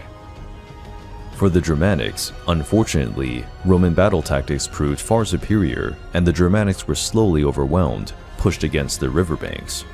Few were able to cross the river to escape the legions. Following the Germanic custom of bringing their families close to the battle, many failed to flee in time, and almost the entire tribe of the Suevi was wiped out on that day. The Romans continued to invade and conquer territories in Germania in the following years. The Germanics paid a high price for underestimating Caesar's legions, but their revenge against Rome had yet to come. The Romans used to accept young men from noble families of the tribes and nations they subdued. They trained these young men as commanders for the Roman army and to gain the confidence of the people who were now under Rome's rule. One of these young men was Arminius, a prince of the Germanic tribe of the Cherusci. Arminius was trained in the Roman style of combat and became a military officer. Quite early, he showed his aptitude for the task. He earned the right to be considered a Roman citizen and achieved the rank of military tribune, like the rank of captain in modern armies. This is a striking achievement for someone coming from a tribe of barbarians deeply despised by the Romans. During his military career, Arminius was part of the army commanded by Tiberius Claudius, a Roman general of great influence who would become emperor of Rome in the following years. Arminius fought several battles, serving as a commander in the legions during the invasions in Germania, facing and defeating his own native people. This dedication led to Roman members of the nobility to respect and even admire Arminius. Much of the Germanic territories became part of the Roman Empire. The Germanic tribes were forced to pay high taxes to live on their own land. These territories were under the responsibility of Consul Publius Quinctilius Varus. To keep the peace, he had at his disposal 3 Roman legions, approximately 20,000 men. When Arminius noticed the poor condition his native people were in, he could not resist his aversion against Rome and started to write a plan that would go down in history. Autumn had arrived, and the Roman legions serving in Germania needed to march to a warmer region before winter. To do this, they had to cross the Teutoburg forest, a dense, dark one, filled with trees and moss. Arminius had secret meetings with the chiefs of the Germanic tribes to attack the legions during the march in the middle of the forest. Arminius knew very well the power of Roman tactics. On such an uneven terrain, the Roman formations would lose much of their effectiveness. On a cloudy, rainy day, the Germanic people hid in the forest and waited for the legions. At the right moment, Arminius gave the order for attack, and the Germans attacked the Roman column from 2 different directions. Caught by surprise, the Romans barely had a chance to react. Their disciplined formations failed to establish an effective organization. To make matters worse, the ground was muddy and slippery due to the rain. 20,000 legionnaires lost their lives on that dark day. It is said that Quintilius Varus, along with the other Roman officers, took his own life during the battle, fearing being captured and sacrificed in the dreaded Germanic rituals. The 3 banners of the legions were lost. 2 were looted by the Germans, and a third disappeared into the forest swamps. When the Roman Emperor Augustus heard of this, he dealt with his impotent rage for days. Some claimed he beat his head against the palace walls, constantly yelling, "Quintilius Varus, give me back my legions. Quintili vare, legiones rede," in Latin. The loss of 3 legions was a massive blow to the proud Roman Empire, shattering its seemingly invincibility. In the following years, Rome sent several military expeditions to punish the Germanics, and many battles were fought. But the fighting had gone on so long that the new emperor Tiberius gave up on the idea of annexing Germania to the territory of the Roman Empire. The heroic Arminius was murdered at the age of 36, probably by his own father-in-law. Arminius was given the title Liberator of Germania and is a symbol of bravery and resistance of the Germanic peoples. The Germanic tribes managed to block Rome's advance, albeit with a high price. During the Huns' invasion of Europe, many Germanic peoples moved further into Roman territories, in a period that would become known as the Barbarian invasions.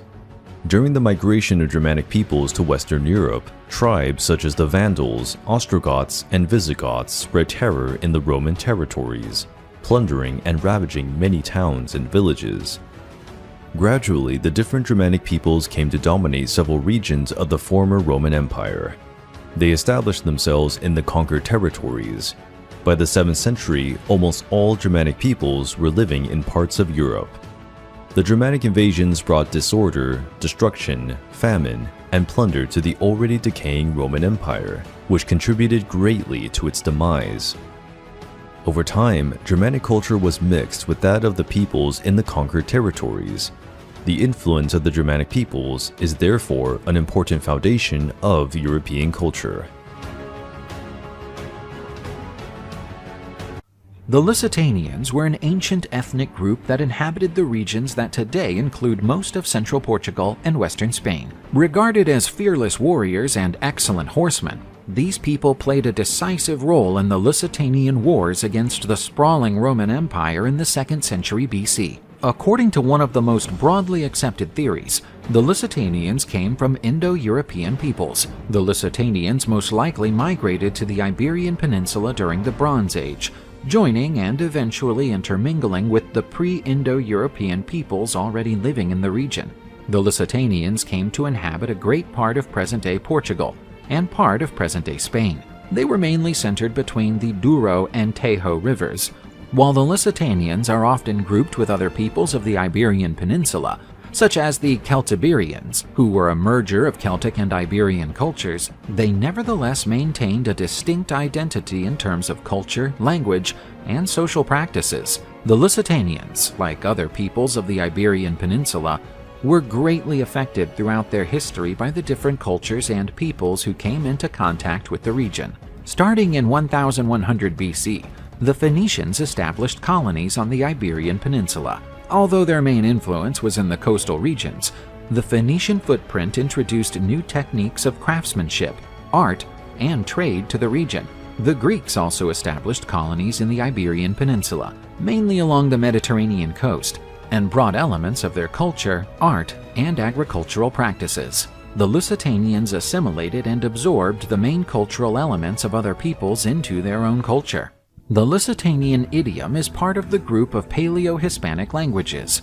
There are Lusitanian inscriptions that have survived in archaeological finds, but their accurate understanding and translation are still the subject of study and debate. Some linguists consider the Lusitanian language to be a Celtic tongue, while others see it as a distinct Indo-European language. As with other pre-Roman peoples of the Iberian Peninsula, the region of the Lusitanians was deeply embedded in animist traditions and nature cults. The Lusitanians worshipped a variety of local deities, many of which were tied to nature elements, such as mountains, rivers, and forests. Sacrifices, possibly including human sacrifice, were part of the religious rituals. These could be made to appease the gods, ask for protection, or ensure a good harvest. Although the Romanization of the peninsula eventually introduced the Roman pantheon and other religious practices, the Lusitanians kept their own beliefs and deities for a long time. Often, the Roman gods were simply syncretized with local deities, forming a hybrid form of worship. Lusitanian society was largely tribal, made up of several tribes or clans that populated different regions. Each had its own leadership, and alliances between them were common, especially in times of conflict. The elites or tribal leaders held a crucial role in politics, warfare, and religious rituals. Most Lusitanians settled in fortified hamlets called castros. These were generally on hills or elevations, providing a defensive position.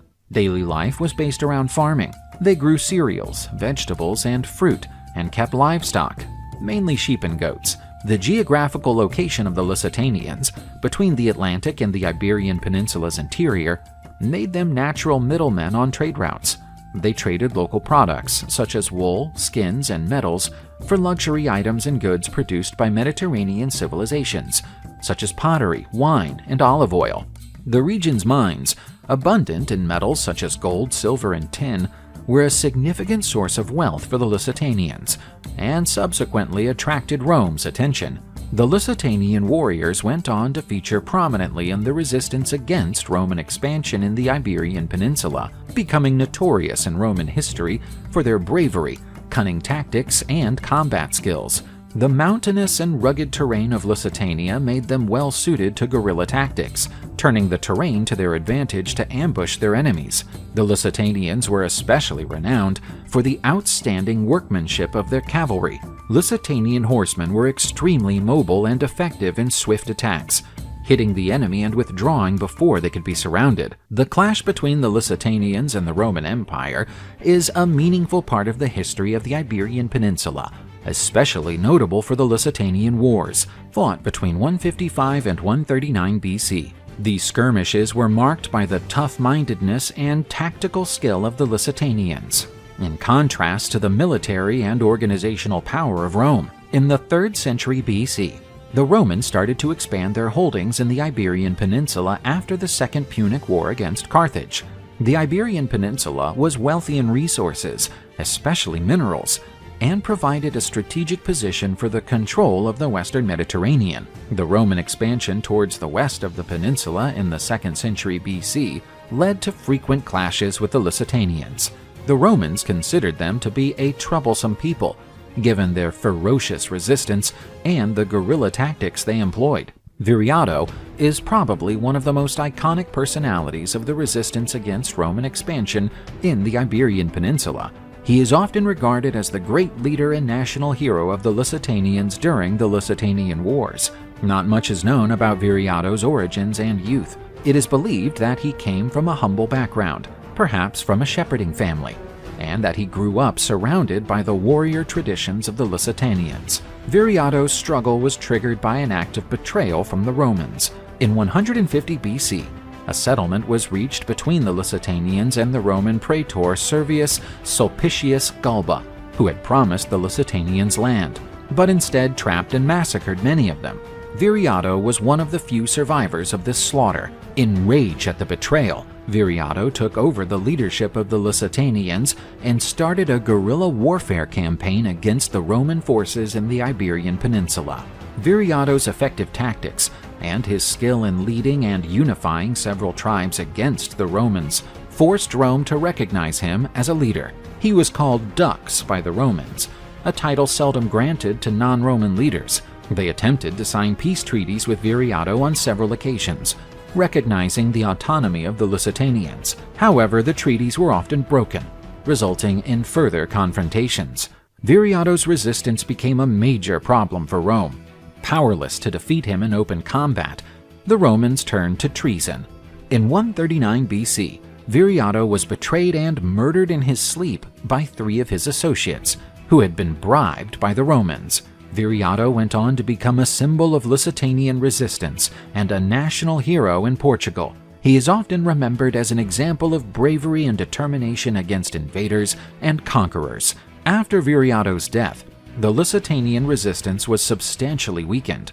The territory of the Lusitanians was eventually subjugated and integrated into the Roman Empire as part of the province of Lusitania. As Roman rule was consolidated, the culture, economy, politics, and religion of Lusitania started to change. Cities were established along Roman lines, roads were built, and the Latin language began to spread, progressively replacing the Lusitanian language. Institutions from Rome, such as the Senate and the legal system, were brought in, shaping the political and social organization of the region. Following the decline of the Roman Empire in the 5th century AD, the Iberian Peninsula underwent several Germanic invasions, such as the Suebi and Visigoths. These peoples also had an influence on the region's culture. Then, in the 8th century, the peninsula was taken over by the Moors from North Africa, leading to yet another cultural layer of influence. Despite the fact that the Lusitanians, as a distinct group, were woven into the cultural tapestry of the Roman Empire and the ensuing kingdoms that settled on the Iberian Peninsula, their legacy and influence is still felt. Lusitania, the name of the Roman province that encompassed a large part of Lusitanian territory, is still poetically mentioned to refer to Portugal, and elements of Lusitanian culture and identity continue to be celebrated in Portuguese traditions. The Byzantine Empire was a mighty civilization that carried on the Eastern Roman Empire during late antiquity and the Middle Ages. Its origins date back to 3030 AD, when the Roman Emperor Constantine I moved the empire's capital from Rome to the ancient Greek colony of Byzantium. The newly created imperial capital of the Roman world was named Constantinople, which means the city of Constantine.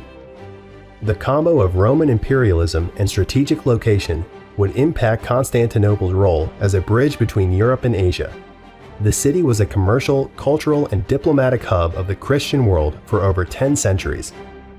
While the western half of the Roman Empire collapsed and fell in 476 of the Common Era, the eastern half survived for another 1,000 years, spawning a wealthy tradition of art, literature, and learning. The Byzantine Empire was heavily influenced by the Hellenistic culture established by the conquest of Alexander the Great. Constantine had firmly planted Christianity as Rome's official religion. The citizens of Constantinople and the remainder of the Eastern Roman Empire strongly identified themselves as Roman and Christian, even though the dominant language was Greek rather than Latin. Most people wore Greek-style clothing, including the emperors and empresses with their gorgeous purple-dyed silk clothes. Constantinople was one of antiquity's most outstanding places. The city was purposefully built to rival Rome, with its splendid palaces, domes, and towers. There was a wide chain running through the city's harbor entrance to prevent the passing of hostile ships. The construction of the massive Theodosian walls ensured resistance against the best siege weapons of that time. Constantinople surely became the world's richest, most lavish, and important Christian city. The Byzantines were Eastern Orthodox Christians, a religion still adopted by some peoples today. The head of the Eastern Orthodox Church is called the Patriarch of Constantinople. Men holding the office of bishops also lived in the empire's major cities. Although the Eastern Orthodox and Roman Catholic Christians followed the same God and religious teachings, they disagreed with each other, even to the point of waging some battles over religious differences. The Byzantine rule followed the patterns established in imperial Rome. The emperor governed as an absolute monarch and was expected to be a wise and righteous ruler. More importantly, an emperor had to be militarily successful, as the army continued to be the empire's most powerful institution. In contrast to Rome, the Senate in Constantinople was staffed by men who had risen through the military ranks. The elite senators formed a small group, whom the emperor was to confer with on issues of state importance. The Byzantine emperor was never entirely safe. Contrary to the Western barbarian kingdoms, where the throne was handed down from father to son, there was never a clear line of succession in the East. This was called the Purple Disease, because anybody with power could take the throne in the Byzantine Empire. Plots to overthrow the emperor and much political intrigue always took place in Constantinople, even among family members and relatives. Under Emperor Justinian I, who reigned until 565 AD, the Byzantine Empire spread to its largest geographical area, covering the Balkans, Egypt, Anatolia, and the Levant region, and as far south as Italy and the southern Iberian Peninsula. Several of the Byzantines' biggest architectural monuments, such as the groundbreaking Hagia Sophia Basilica in Constantinople, were also built during Justinian's reign. Bordering Eurasia in the east, as well as several European and Slavic nations, the Byzantine emperor's borders were continually invaded by peoples from the east, north, and west. The Byzantines had to battle against many different nations. Their military had to find ways to tailor their tactics to different warfare styles. As a result, the Byzantine Empire had one of the world's best armies for centuries, employing the best tactics and weapons and led by the best military commanders. The Byzantines launched a new weapon in 672 called the Greek Fire, a dreadful artifact that shot fire from a highly flammable liquid. Once hurled against an enemy, it could not be extinguished, not even by water. The person credited with inventing Greek fire is a man named Kallinikos, a Syrian who lived in the Byzantine Empire. Greek fire was used mainly against the attacking Muslim fleets. The Greek fire formula was a secret. Maybe not even the emperors knew its ingredients. Its formula was lost in history, and no one is entirely sure how to make it today. Greek fire helped save the Byzantine Empire and Christianity for several hundred years. Throughout the 7th and 8th centuries, assaults by the Persian Empire and the Slavic peoples, particularly the Bulgarians, captured significant portions of the empire's lands. These developments, coupled with internal political instability and economic decline, threatened the Byzantine Empire. A new, even more serious threat emerged as the Muslim armies began their attacks by invading Syria. The ascent of Basil I to the throne in 867 of the Common Era established the beginning of the Macedonian dynasty, which governed for 150 years. This dynasty included some of the most capable emperors in Byzantine history and is considered the empire's golden period. Cities expanded and wealth spread throughout the provinces. The population swelled and the food and product output also increased, sparking new demands and helping to stimulate trade. Culturally, education and learning grew considerably. Byzantine art blossomed, and majestic mosaics ornamented the interiors of many churches. The empire shifted from defending against external enemies to reconquering territories. There was a deliberate effort to reinstate the brilliance of the period before the Slavic and Arab invasions. Basil II, known as the Slayer of Bulgarians for his Balkan victories, was supported by an army of fierce warriors descending from the Kiev Vikings. He won victories in Greece, Armenia, Georgia, and Syria, doubling the empire's size. The Nordic warriors were supplied by Vladimir I, the Grand Prince of Kievan Russia, first members of the Varangian Guard. In the following centuries, they'd be in charge of personal guard of the Byzantine emperors. After Basil II, the empire gradually fell into decline. With the Seljuk Turks of Central Asia approaching Constantinople, the Byzantine Empire Alexios I turned to the west for help, leading to the Holy War declaration by Pope Urban II, launching the First Crusade under the pretext of reclaiming the Holy Land from Islamic State. Innocent III was elected Pope in 1198. Under his influence, the Fourth Crusade was initiated. Nevertheless, due to the growing ambitions of the European kingdoms to conquer the lands of the Byzantine Empire, the Crusaders veered off their path to Jerusalem and abruptly attacked Constantinople in 1204, sacking the city, wrecking many historical monuments, and killing hundreds of people in the process. That was the first conquest of the imperial capital by an invading army since its establishment in 330 of the Common Era. During Emperor Michael VIII's rule in 1261, the economy of the once mighty Byzantine Empire was blighted and never recovered its former height. In 1369, Emperor John V unsuccessfully tried to seek financial help from the West to meet the growing Turkish threat, but was imprisoned as an insolvent debtor in Venice. 4 years later, he was forced to become a vassal of the powerful Ottoman Turks, paying tribute to the Sultan and providing military support. The Byzantine Empire earned temporary relief from the Ottoman oppression, but the rise of Murad II as Sultan in 1421 heralded the end of the truce. Murad revoked every privilege given to the Byzantines and he besieged Constantinople.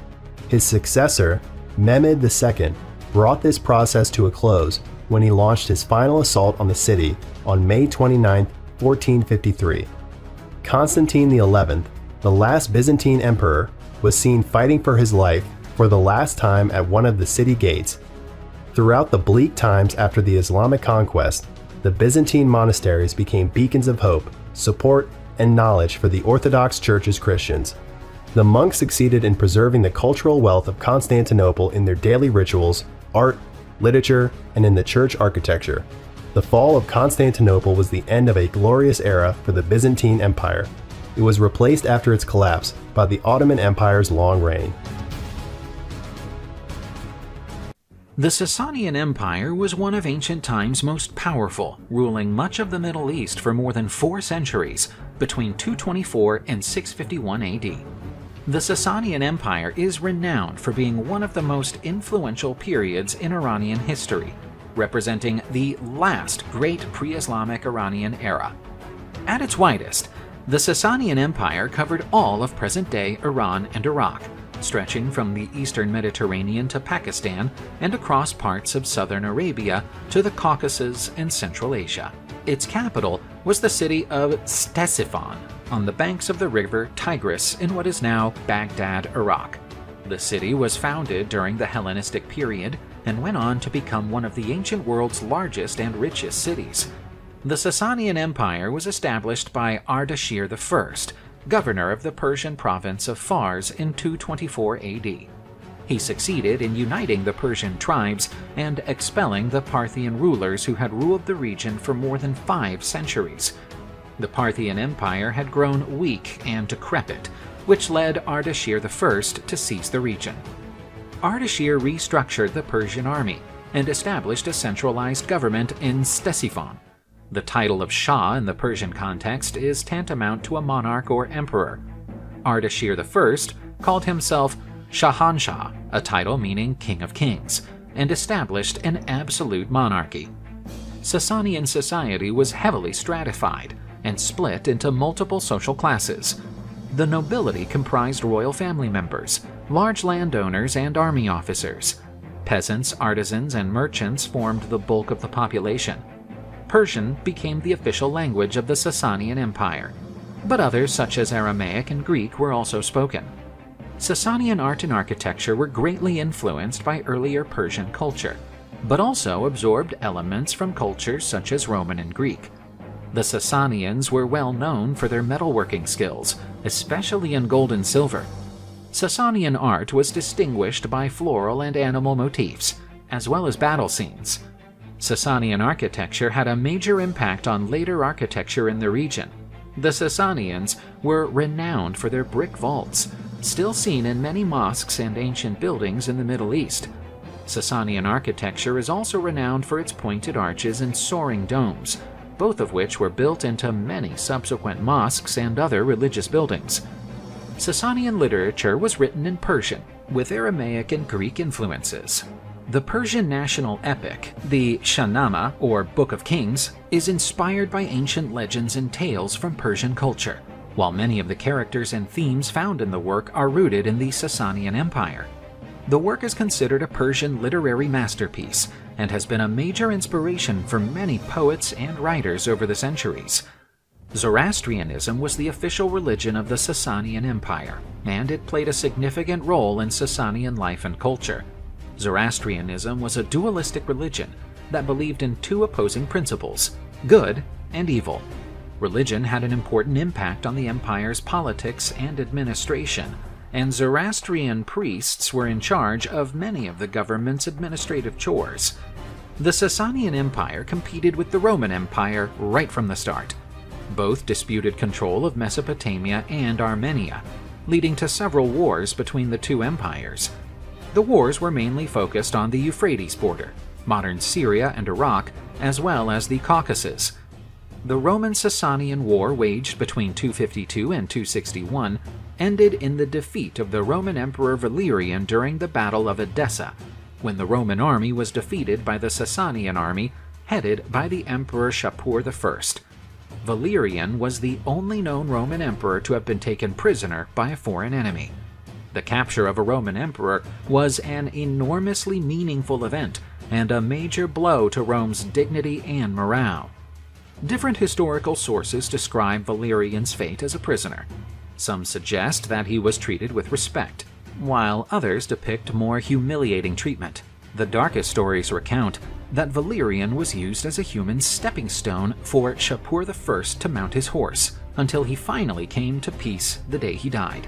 These tales of cruel treatment, however, are disputed by modern historians. The other major conflict was the Sasanian-Roman War, dating from 337 to 363. The conflict started shortly after Constans I died and his sons took control of the Roman Empire. This clash included some of the largest battles of late antiquity and ended with the death of the Roman Emperor Julian in battle. He had taken charge of a campaign aimed at recovering lands that had been lost to the Sasanians in previous clashes.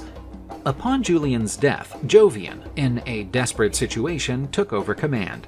He signed a humiliating peace treaty with Shapur II, the Sasanian king, to ensure a safe retreat for his troops.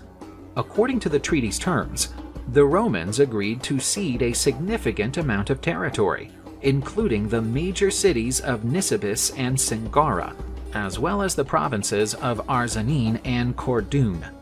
War and its aftermath had major implications for both empires. It revealed weaknesses in the Romans' military command and organization.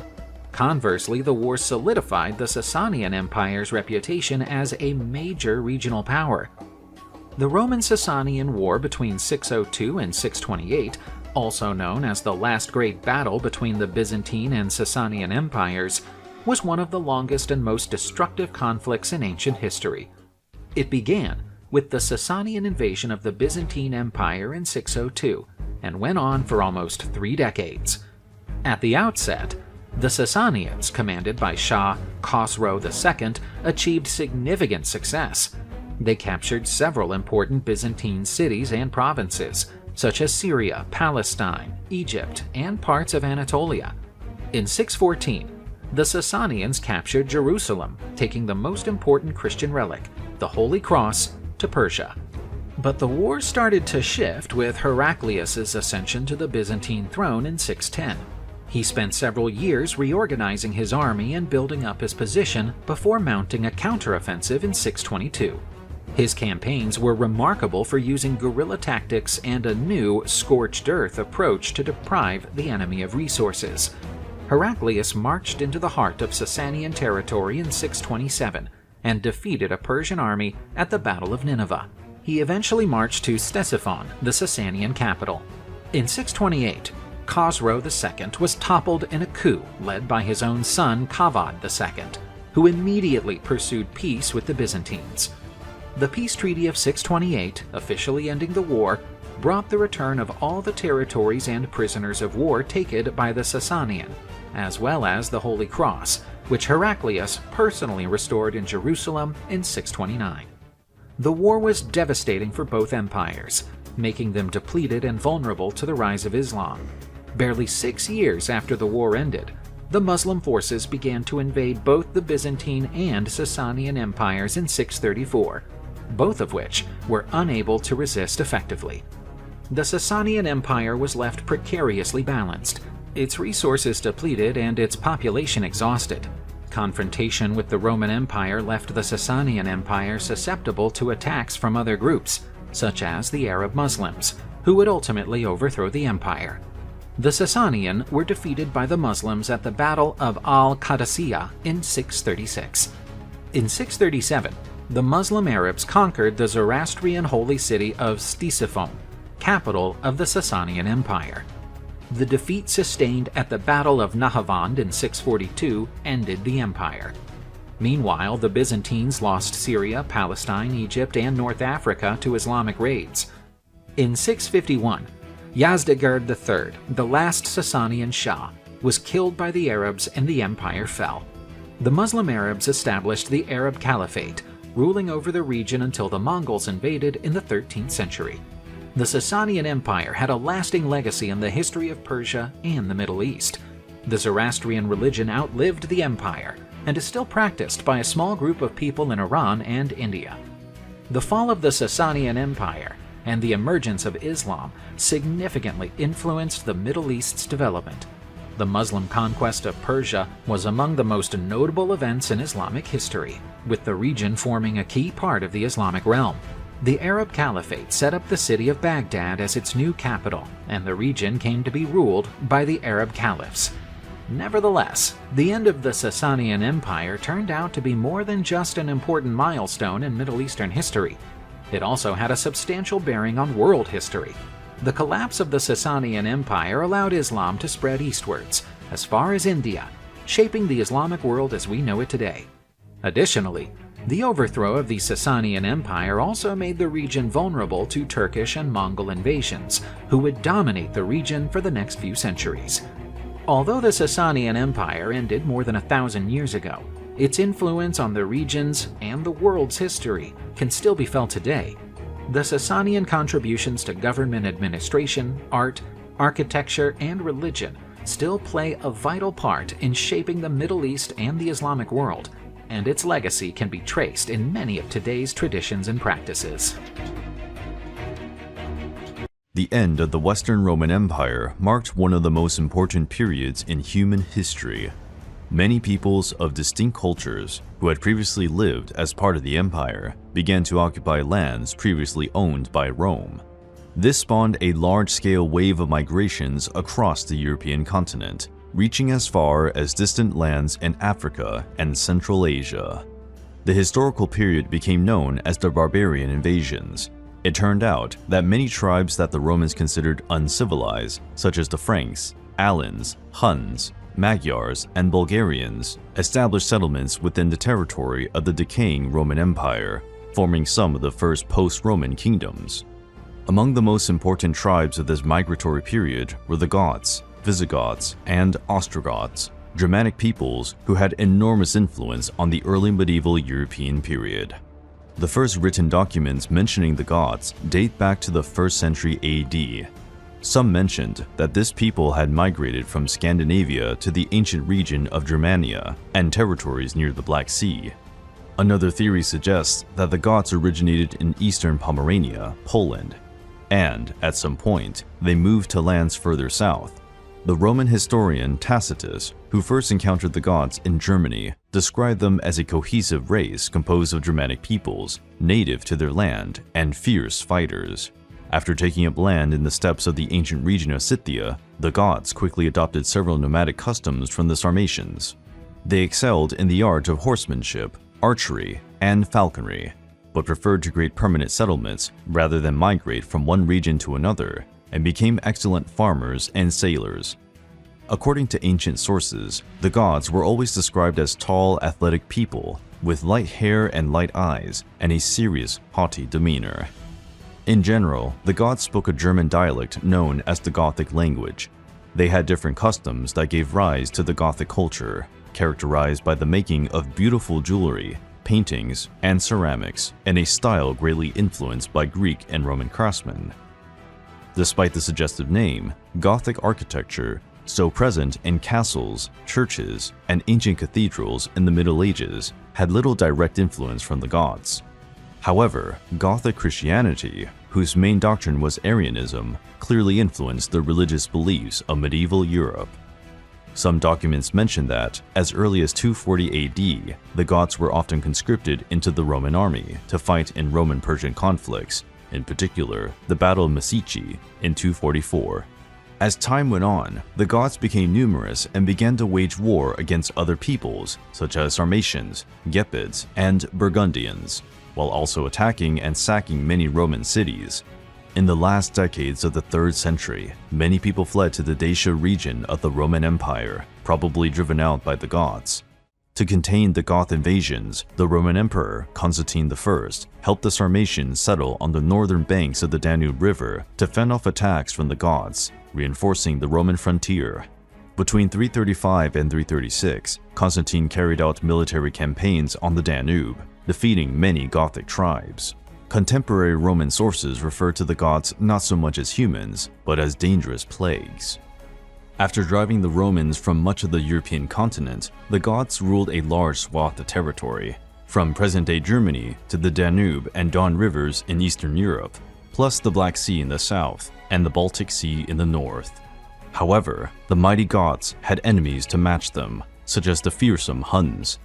Around the year 375, the Huns invaded the territory of the Goths. Although they bravely resisted, the Goths were pushed into lands still under Roman rule.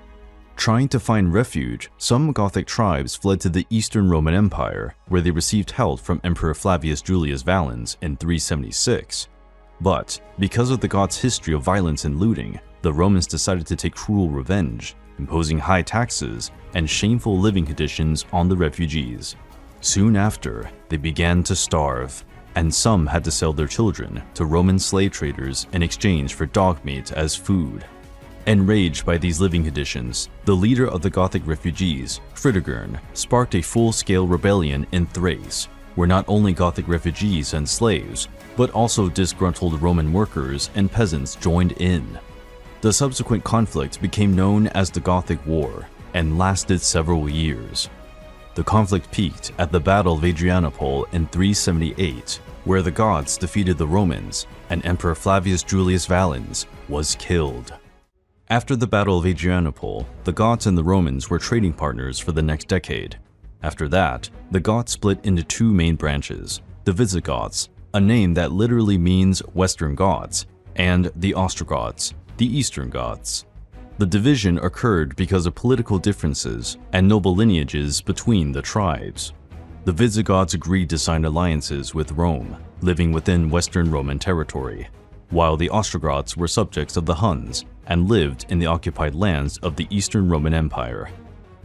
Around 395, the first king of the Visigoths emerged, Alaric I, a promising Gothic warrior who had served in the Roman army under Emperor Theodosius I.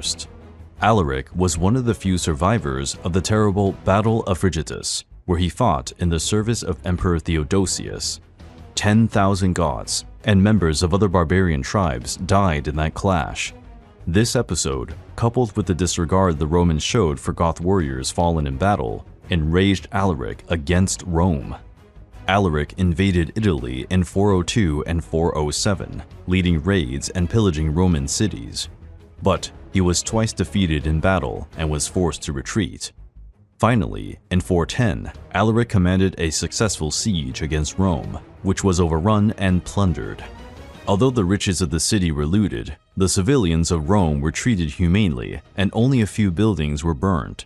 Alaric also freed tens of thousands of Gothic slaves and incorporated them into his army. With the defeat of the main European rivals for power, Alaric and the Visigoths established a kingdom in the region of Gaul, present-day France.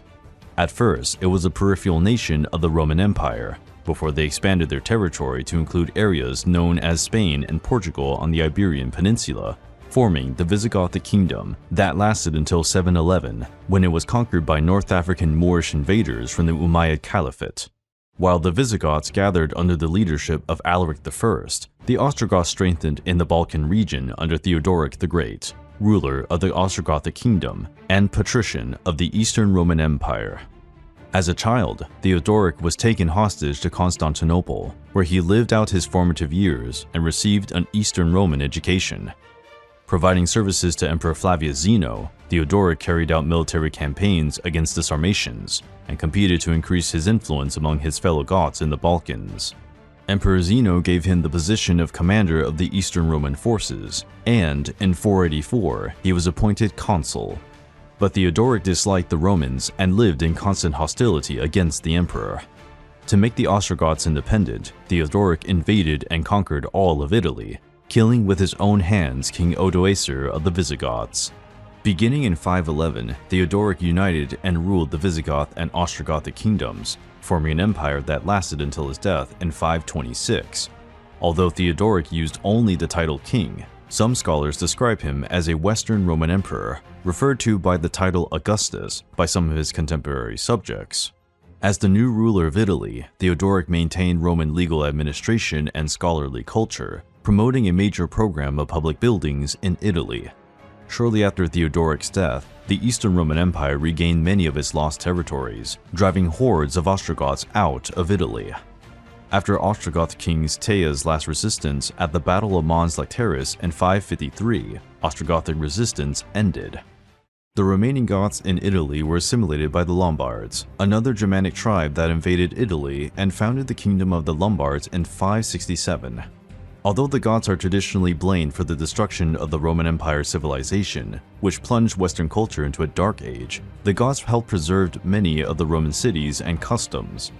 Their armies and warriors were crucial in the fight against the invading Huns, who ravaged everything in their path. Although little remembered today, the Goths were important players in Western Roman history.